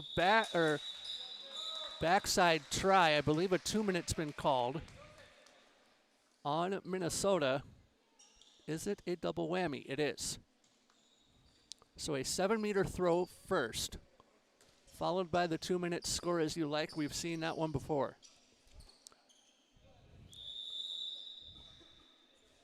Paul Asfalk shoots and scores. 13-5 in favor of CalHeat. And Minnesota on the man down for a little while. Right here, if you're Minnesota, you want to take this possession slowly. And you see CalHeat right there. They got the 5-1 defense. They're trying to speed them up. Because the more possessions CalHeat can get in this 2-minute penalty, the better it is for them. Shot and a goal there for Minnesota. Goal scored by Mirko Miladinovic. And he would be the straw that stirs the drink on the kill, if you'd like. But Minnesota has to come back. They're in a 5 flat on the kill and on the defense. But to your point, when Minnesota, and this is true of both clubs. Now wait, shot off the pipe and out. When Minnesota is forced to play their opponent's game, either side, and this is true over 3 years of seeing this club play, you don't adjust well, if that makes sense. The Minnesota club prefers to play its own game, and sure, you can say that of any team, but the adjustment is not made when your opponent drives the bus, and you're seeing that here as CalHeat playing their own game up 7 with 2.5 left. I would completely agree with that, Jeff. I'm glad you saw where I was headed, too. Kuo shoots one. They maintain the move. Minnesota's doing a great job right here staying central. Whenever you're a man down, and Wallinga can't make all of those stops, so that penalty proving costly there is CalHeat up 14-6 in the last 2 minutes of the half. Yeah, proving my point there. You got to stay central, so on these man-up situations, the wings are going to get some shots, and as we saw the first possession, wing didn't make it, but this possession, the wing did it for CalHeat, so. Fisher gets it back from his near side. Now eventually getting to Miladinovic. Miladinovic crosses over to the far side. That one delivered by Anderson to the far corner. Whistle goes, halt to play. And I believe incidental contact, halt on the floor with 1:34 to go. Or 23-26 in, you're bang on with the timing. I believe a 2-minute was called. I believe on Minnesota, looks like. correct. Off the floor comes Cesar Portillo. Why am I reminded of a Chicago-style hot dog every time I see that name? It's a great hot dog location. Portillo's, they have all the options to put on there. Impressive. For those of you in Minnesota and even down into Illinois who have never been, that and Giordano's for stuffed pizza, chef's kiss. Oh, that's a fact. Giordano's great. Gino's East. Honestly, though, if we're talking about Chicago deep dish, I'm a Gino's East guy. They even got some of them at Aldi for $5.99. Really? This was not a corporate ad. I'm just a big Aldi fan, Jeff.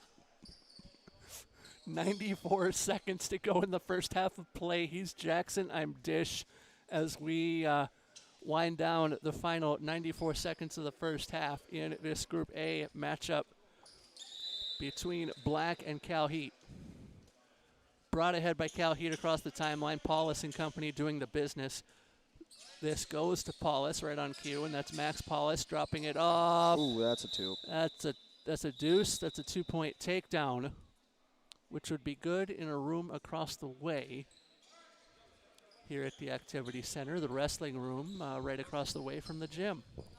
These last minute and 21 seconds are going to be huge here for Minnesota. If they can keep it to where CalHeat only gets a 1 goal on them, that would be huge. So goes, and a halt to the movement, which is as good as a defensive stop. So Wallinga throws the ball back into play. And if you can go down into the half 14-7, or potentially you are good there. If you can go down into the half 14-7 or maybe 14-8, that is a much better position that you're in mentally for the start of the second half. Yep, especially getting a goal down 2 men. That's a very tough scenario.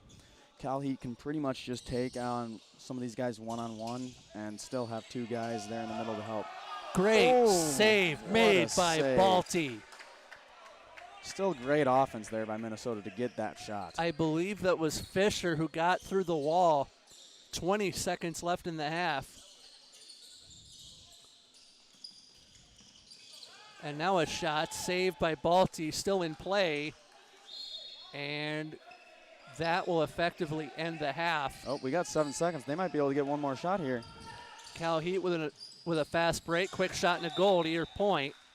As the buzzer sounds, 15-6 in favor of CalHeat after half number 1. We'll pause. Halftime activities on the other side of this short timeout. You are watching the Fall Classic from Bloomington on YouTube.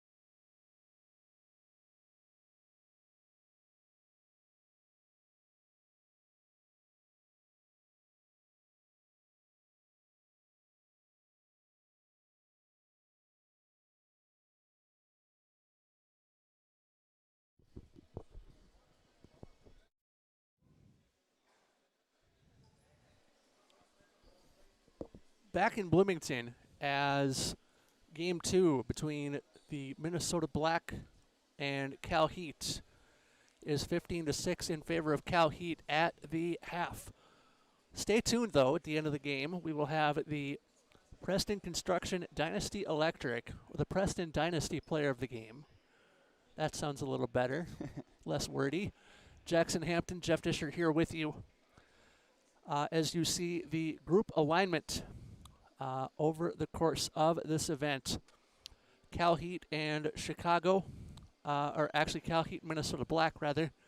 In Group A, they will see Chicago start play tomorrow. On the other side, you saw Minnesota Green take on NYAC to kick us off.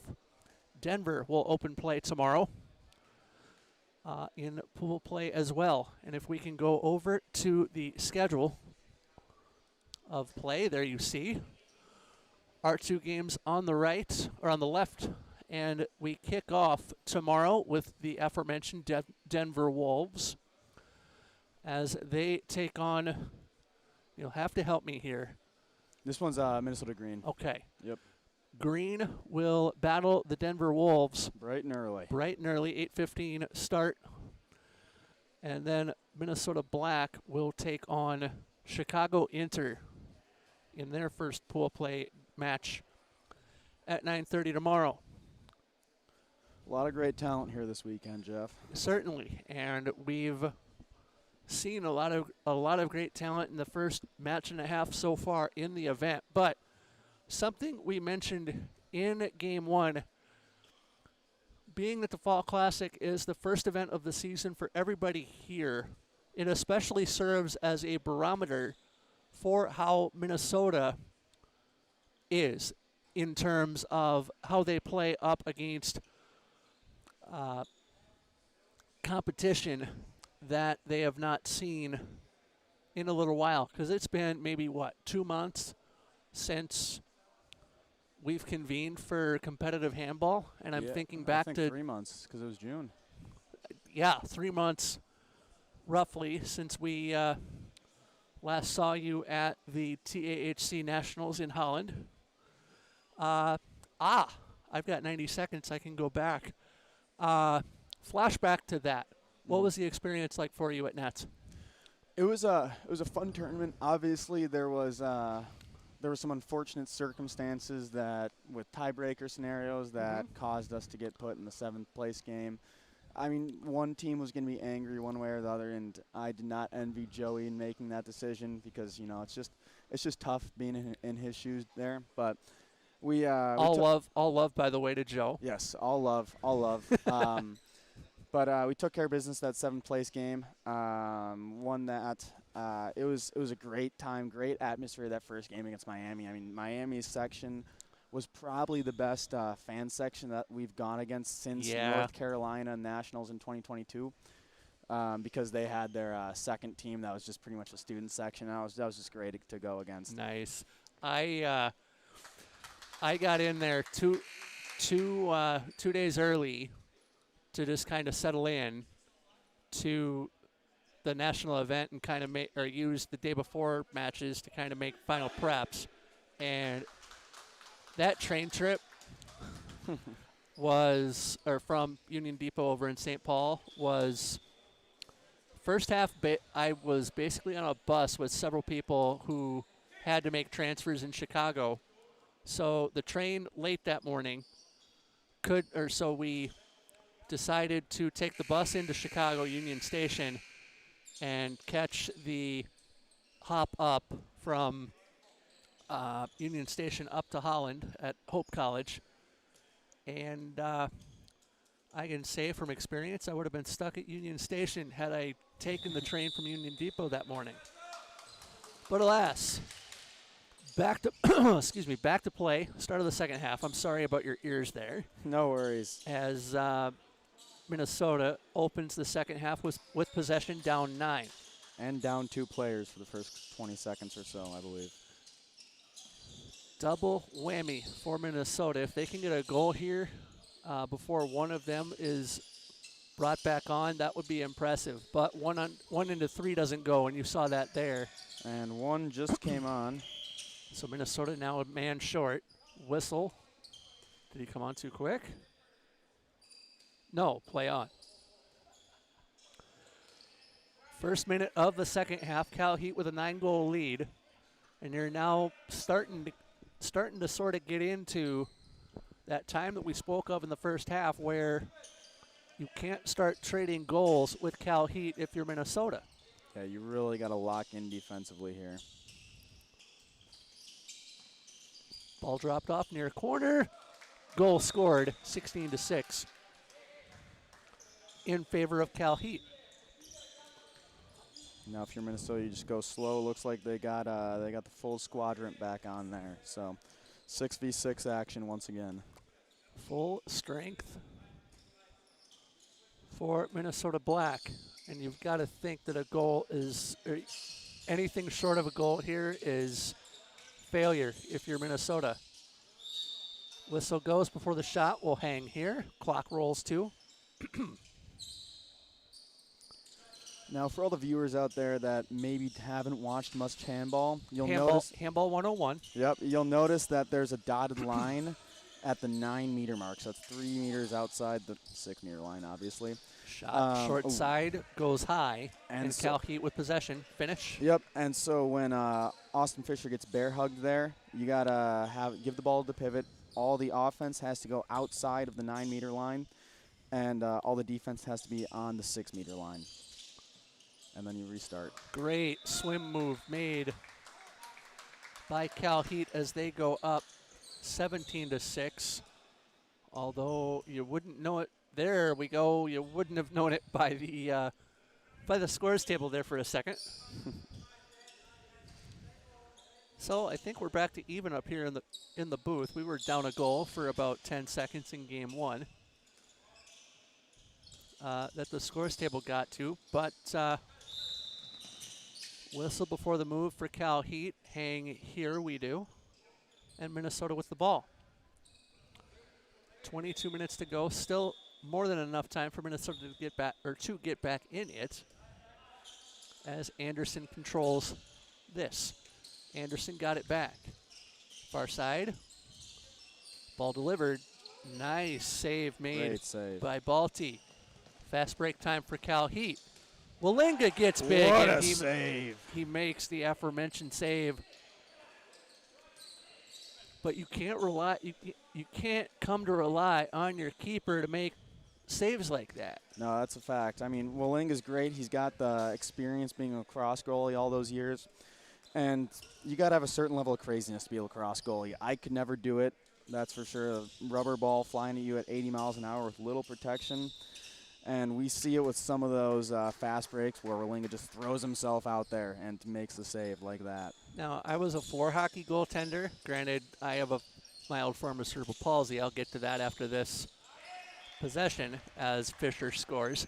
I was a floor hockey keeper, and so there were times where my defense in front of me would just wilt, and I would have to play numerous positions like Walinga is doing here as he has scored upon 18-7. What I'm saying is I can relate. Been there, done that. 5th minute of the second half. The closest thing I got is a soccer goalie a little bit as a youth, and that's not nearly as difficult in my opinion. You get a lot more action in these other sports. Fisher gets this, drops off to Anderson. Over, Anderson. Got it to Fisher. Fisher near side, bear hug before the shot opportunity. Lucas Heber says, me? Who? What? Huh? Minnesota with possession at the 9.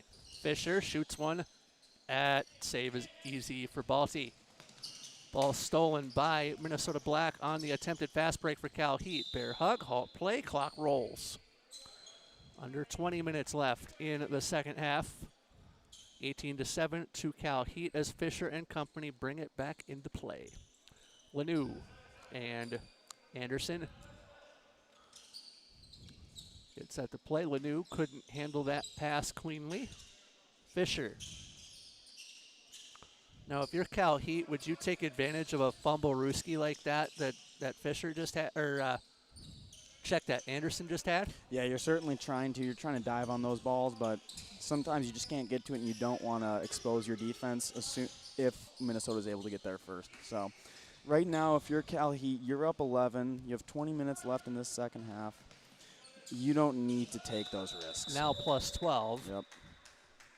As a 2-minute called on Minnesota. Off the floor comes Chris Lanou. A score as you like, man advantage for CalHeat. Minnesota with the ball. 19-7. Clock on your screen is unofficial. 18:55 to go in the second half. First match of group play for both of these teams, serving as a barometer for where both of these teams are. That's what this tournament is intended to do, is kind of be a barometer. Whistle halts play as Goran Vasic was bear hugged. That man is large. He didn't go to the floor immediately. He's a big man. He's hard to get down. Like a tree. Redwood? Cottonwood? What? Either redwood or sequoia. That's for sure. There's the redwood. Swim move. 1 into 3 doesn't go, but he was able to drop it off.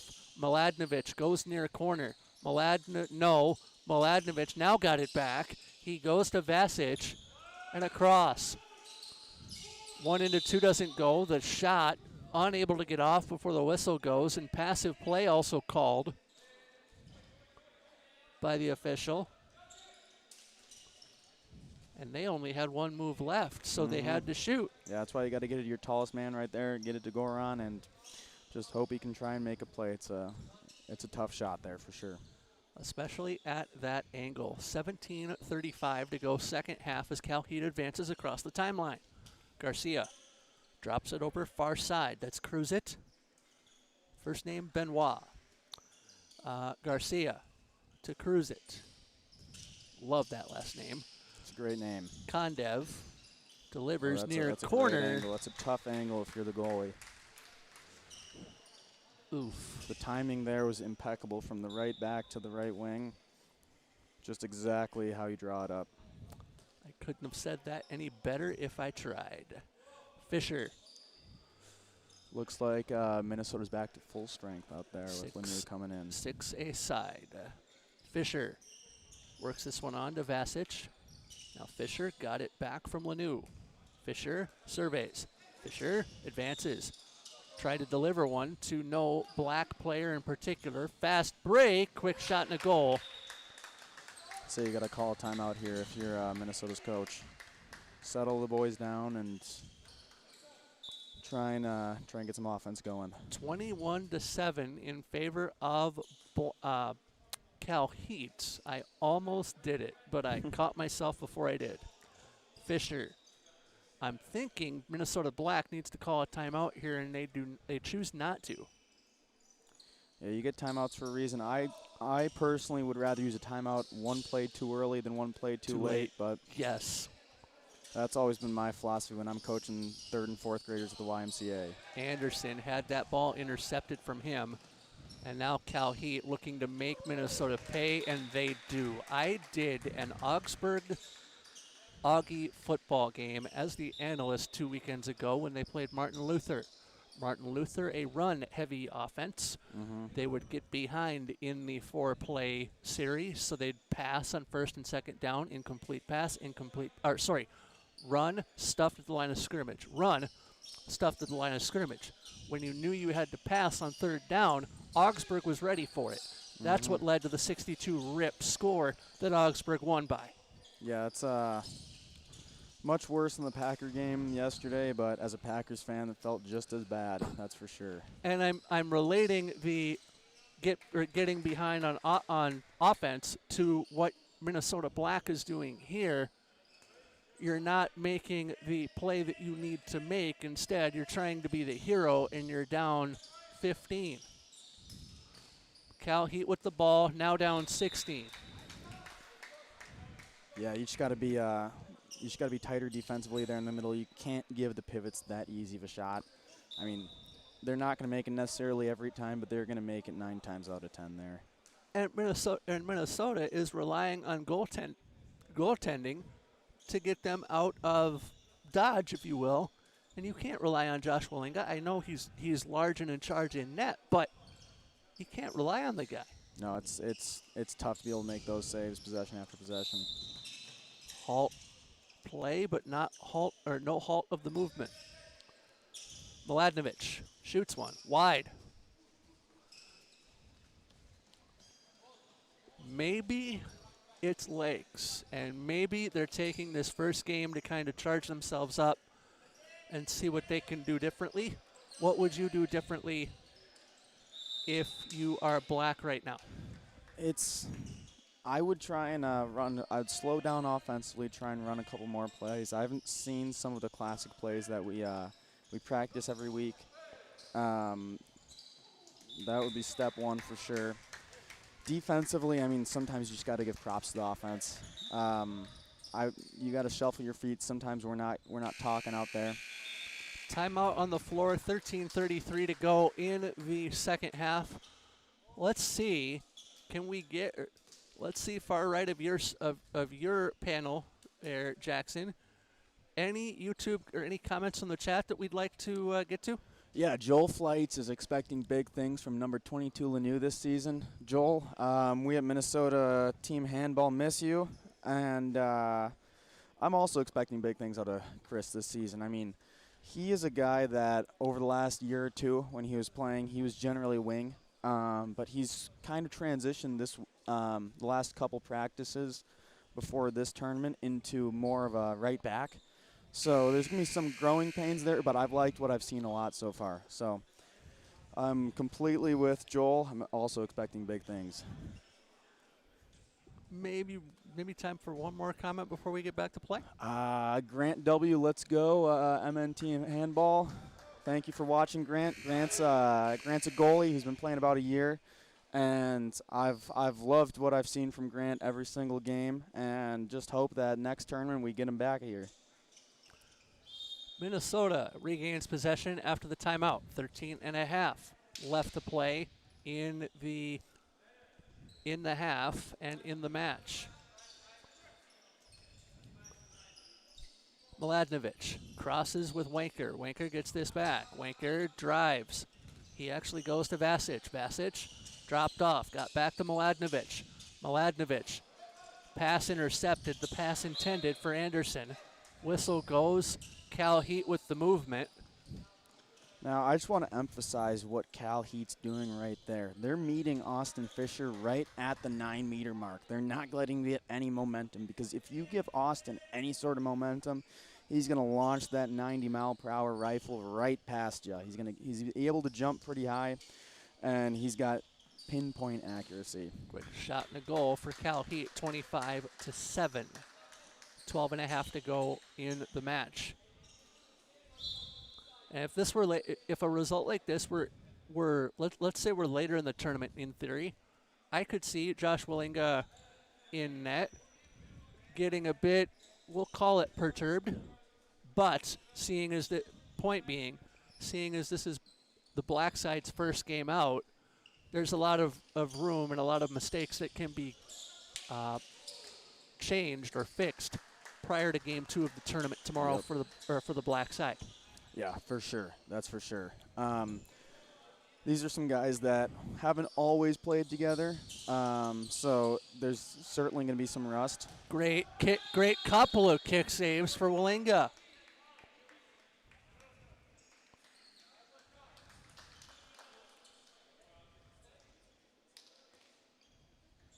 Oh, we got a 7-meter, it looks like. I did not see a 2-minute signal, but a 7-meter throw. Willinga couldn't quite get there. Asfog with the goal. I believe that is his second successful 7-meter conversion. Yep, 7 meters are always very tough for the goalie. I mean, it's a little bit harder than a penalty kick in soccer. I don't know the exact conversion rate, but I'd put it at probably about 80-ish%, maybe a little higher. So even more of a conversion rate than a left to right or a right to left putt on a putting green in golf. Certainly a higher conversion rate than my putting rate, that's for sure. Speaking of golf, did you see the Ryder Cup today?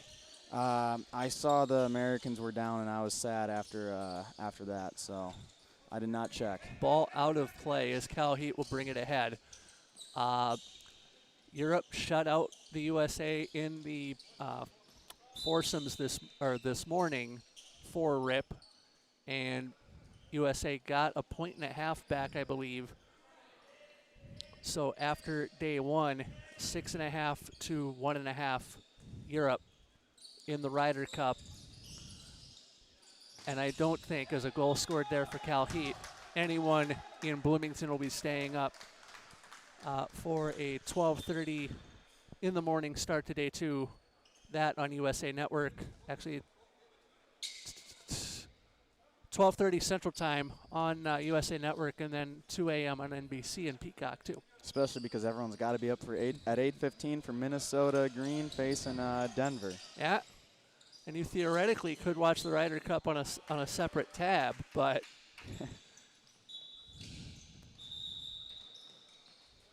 CalHeat with the movement as they bring it across the timeline, 27-7. And I count 2 hours, 14 minutes before we had to get into the well. Kondev shoots one wide. Looks like it must have gone off a Minnesota Black player because CalHeat with possession in a corner.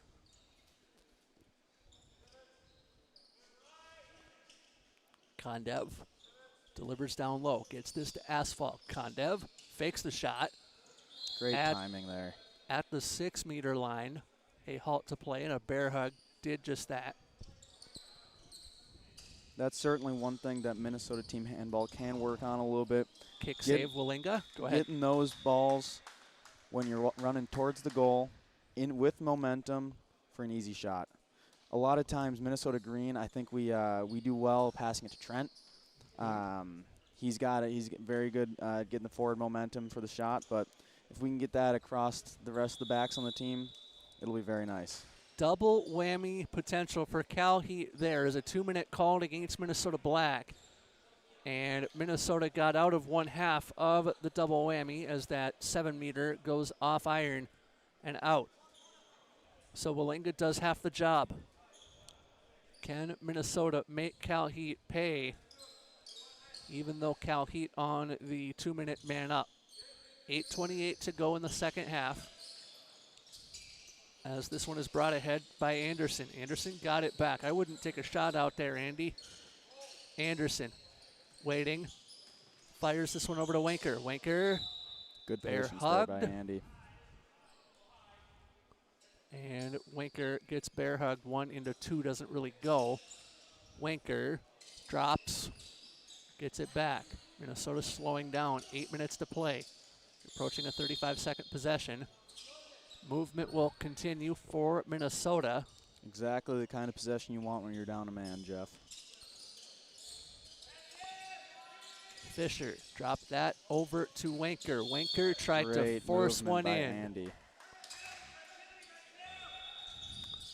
That is only a gap that a certain former Packer and Viking quarterback can throw into.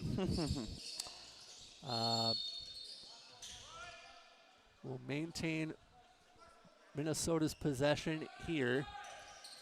Shot, save, made, Balti. Rebound, save, made, Balti. Great goaltending right there. And CalHeat up the floor on the attack. 7 minutes and a penny left to play. 27-7.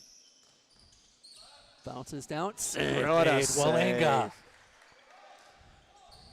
save. Looks like Minnesota's back to full strength. Kuo delivers near corner. Goal. That's the right wing out there is just doing a great job at getting that far angle. He's jumping right towards the middle. That's Asfog. Oh, yep. Paul Asfog. Yep. And he's doing a great job of getting a good angle. For all you young left and right wings out there, Watch what he's doing. Handball 101. Mladenovic drops this over to Fisher. Mladenovic, bear hug, jersey tug, halt to play. Mladenovic and company working it ahead for Minnesota. Fisher, Mladenovic. Mladenovic drops off. Mladenovic got it back. Fisher at the 6, bear hugged. Movement will continue for Minnesota. Fisher thought about a shot, but he thinks better of it. Over to the far wing. Fisher up at the 6. Shoots one. Save made, Balti. Fast break time for CalHeat. That pass. What a move. And the post denied him. Ooh. Great work there by Josh. Did you see the way that Renault stepped back to make the catch on that pass after he got ahead of the ball? Yep. It was just textbook defense right there on the fast break. The attack wasn't bad as well as where I was headed with it. Oh, yep. Renault just got thwarted by Walinga and the pipe. Unable to handle is Vasich, and now a 3-on-0 breakout goal. CalHeat up 29-7, 5 minutes to play. Yeah, Minnesota team handball's got to get back there. Got to have a little bit more energy. Game 1 of the Fall Classic for the Minnesota Black side. Not going the way Minnesota Black drew it up, I'm sure, but plenty of sample size to draw from over the course of the weekend. It's only 3 touchdowns and a 2-point conversion, Jeff. I think we're still in it. Got to get some defensive stops and some onside kicks. That's the truth. Brought back ahead by CalHeat. Save made, Walinga. Got to get that board. Loose ball. CalHeat with possession. Looks like Minnesota must have stepped on the line there. Minnesota back in a 6 flat. And CalHeat has been able to pick through the defense of Minnesota so far tonight, as judged by the score, as Walinga makes the save there. Big stop for Walinga. 29-7. 3 minutes and 3/4 left to play in night 1, or on at night 1 of the Fall Classic. Fisher to Mladenovic. Vasich. Mladenovic. Fisher. Vasich looking to get through. Could not. Over far wing. Goes back to Mladenovic, who's at the pivot point. Fisher shoots one. Save Balti, and he will make those saves easily. He's been having a great game today, Jeff. 3:10 to go in the second half. And he would be consideration for player of the game for me at the end of this one. I don't know about you. I would agree. I mean, where CalHeat is beating Minnesota today is a lot of the fast breaks. And you know where the fast breaks start? Goaltender. The goaltender. Not only does he have to make the save, but a lot of the times he'll be that outlet pass, that Pat Mahomes, and I don't think he's missed one pass today. I would not doubt it. Fisher drops to Anderson, who in turn dropped it to Mladenovic. Loose ball will stay here. 2:25 to go in the second half. But we will have that player of the game interview coming up as a kick save made by Balti. He must have heard us, Jeff. He really wants to get that interview after this game. And you'll be a part of that as well, as CalHeat brings this ahead. 2-minute warning here in Bloomington. Whistle before the shot opportunity coming from Kuo. CalHeat maintains possession. Time dripping off the clock very slowly if you are Minnesota Black. Kuo advances. Shot up over the cage. And Walinga will bring it back into play for Black. 95 to go in the game. Ball brought ahead by Fisher. Fisher dropped to Mladenovic. Mladenovic harassed. Jersey tug, 2 minutes. Looks like they're going to. I agree. It's Connor Derrick getting the tug. And Minnesota Black up on the man up for the rest of the game. Now that 40 seconds doesn't carry over into their second pool play game tomorrow. I guess handball 101. Yep. Oh, there we go. Near corner, shot and a goal. That is exactly how Anderson drew it up. That's textbook right there. Minute to go, 30-8. The result not in doubt per se, but that is maybe something that Black can look to for their second game of play tomorrow. That's something you can definitely build upon. I mean, you have, like I said earlier, you have 5 defenders. The wings are probably going to get a lot of shots because they're going to scrunch in the middle, and Andy very much capitalized there. Cruise it. Lost it as it goes to Asphalt. Asphalt What a shoots one. save. Kick save and a beauty by Walenga, and a shot and a goal for the aforementioned Andy Anderson. 20 seconds to go. You may have noticed there it didn't look like there was a goalkeeper. That was because they substituted him out. They wanted 6 guys on the attack. They thought they were going to be able to score a goal, but Like an extra attacker in hockey. yep, exactly. But they weren't able to, so Minnesota got the fast break. Final seconds as CalHeat unable to get a shot off before the buzzer sounds. It will not matter. CalHeat wins game number 1 of their pool as Mohamed Balti only allows 9 in a 30-9 win for CalHeat, as we will grab the aforementioned Mohamed Balti and have his player of the game interview up on the other side of this short timeout.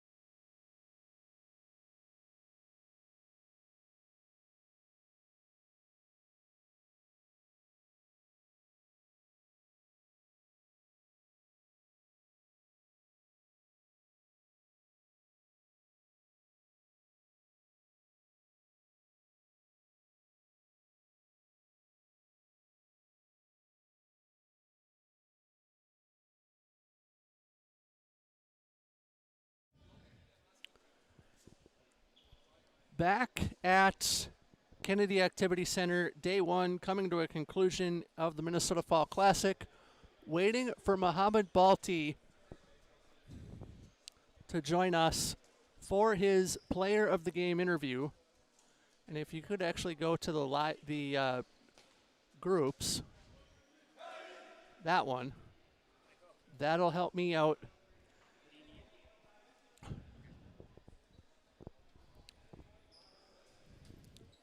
And actually, this and do this. Behind you? Yep. Mohammed Balti Yes, sir. getting ready to join us and has joined us as the Preston Construction Dynasty Electric Player of the Game for Game 2 of the Fall Classic. You, sir, are a goaltender that I would aspire to be if I could still play. That was an impressive effort Thank you very much. from you. Were you able to adjust to what Minnesota Black was giving you instantly? Well, not instantly. They gave us a really hard game at the beginning. Tough shots, tough runs, and everything. So we had a slow start. We had to adjust to the game, and I think we did that perfectly. And Scoreline would indicate that. yeah. So yeah, I hope so that our performance keeps going up and up by each game, and yeah. Jackson Hampton. Yeah, one thing that I really noticed that you guys did really well was the fast breaking. Yeah. Is that something that you guys emphasize as a team? Yeah, of course. We use the fast break as our best weapon because usually the teams that we play are really slow when they come back to defense. So the best thing that you can do is play fast breaks. Yep. And this is our main. Yeah, and as an strength. outlet passer, I mean, you're aggressive and you're making those passes. It looks like you're like a quarterback out on the gridiron on Sundays. I could have done better though. Still missed one. Speaking of improvement, Yes. you fed me that line perfectly. What can CalHeat improve on as you get into group play or continue group play tomorrow? Well, surprisingly, we still have to improve our defense.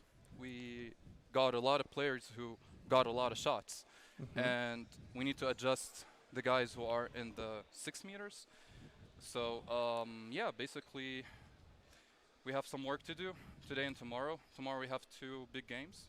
So, we'll see what we do. Does that mean going back from or getting off your or weaning off a 6 flat, maybe going 5-1, 4-2? Yeah. Or does that mean mixing it up a little bit and playing mixing it up between a 6 flat and a 5-1 or a 4-2?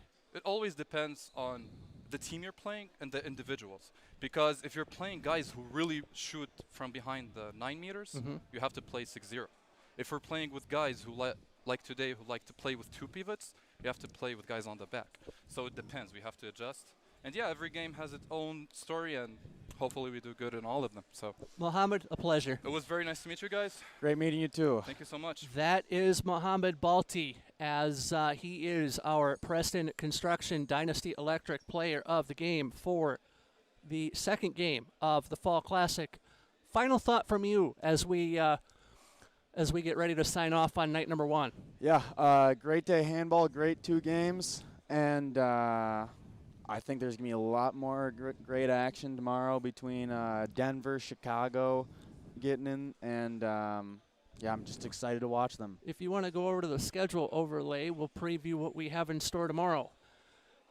Denver and Minnesota Green get ready to kick us off at 8:15 in the morning.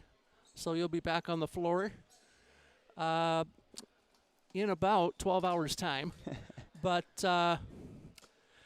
then Chicago Inter will kick it off against Minnesota Black at 9:30 in the morning. So we will come to you not long, at least we hope, not long after 8 a.m. So for Jackson Hampton, for Josh Wallinga, Jeff Disher here signing off as night 1 of the Fall Classic comes to an end.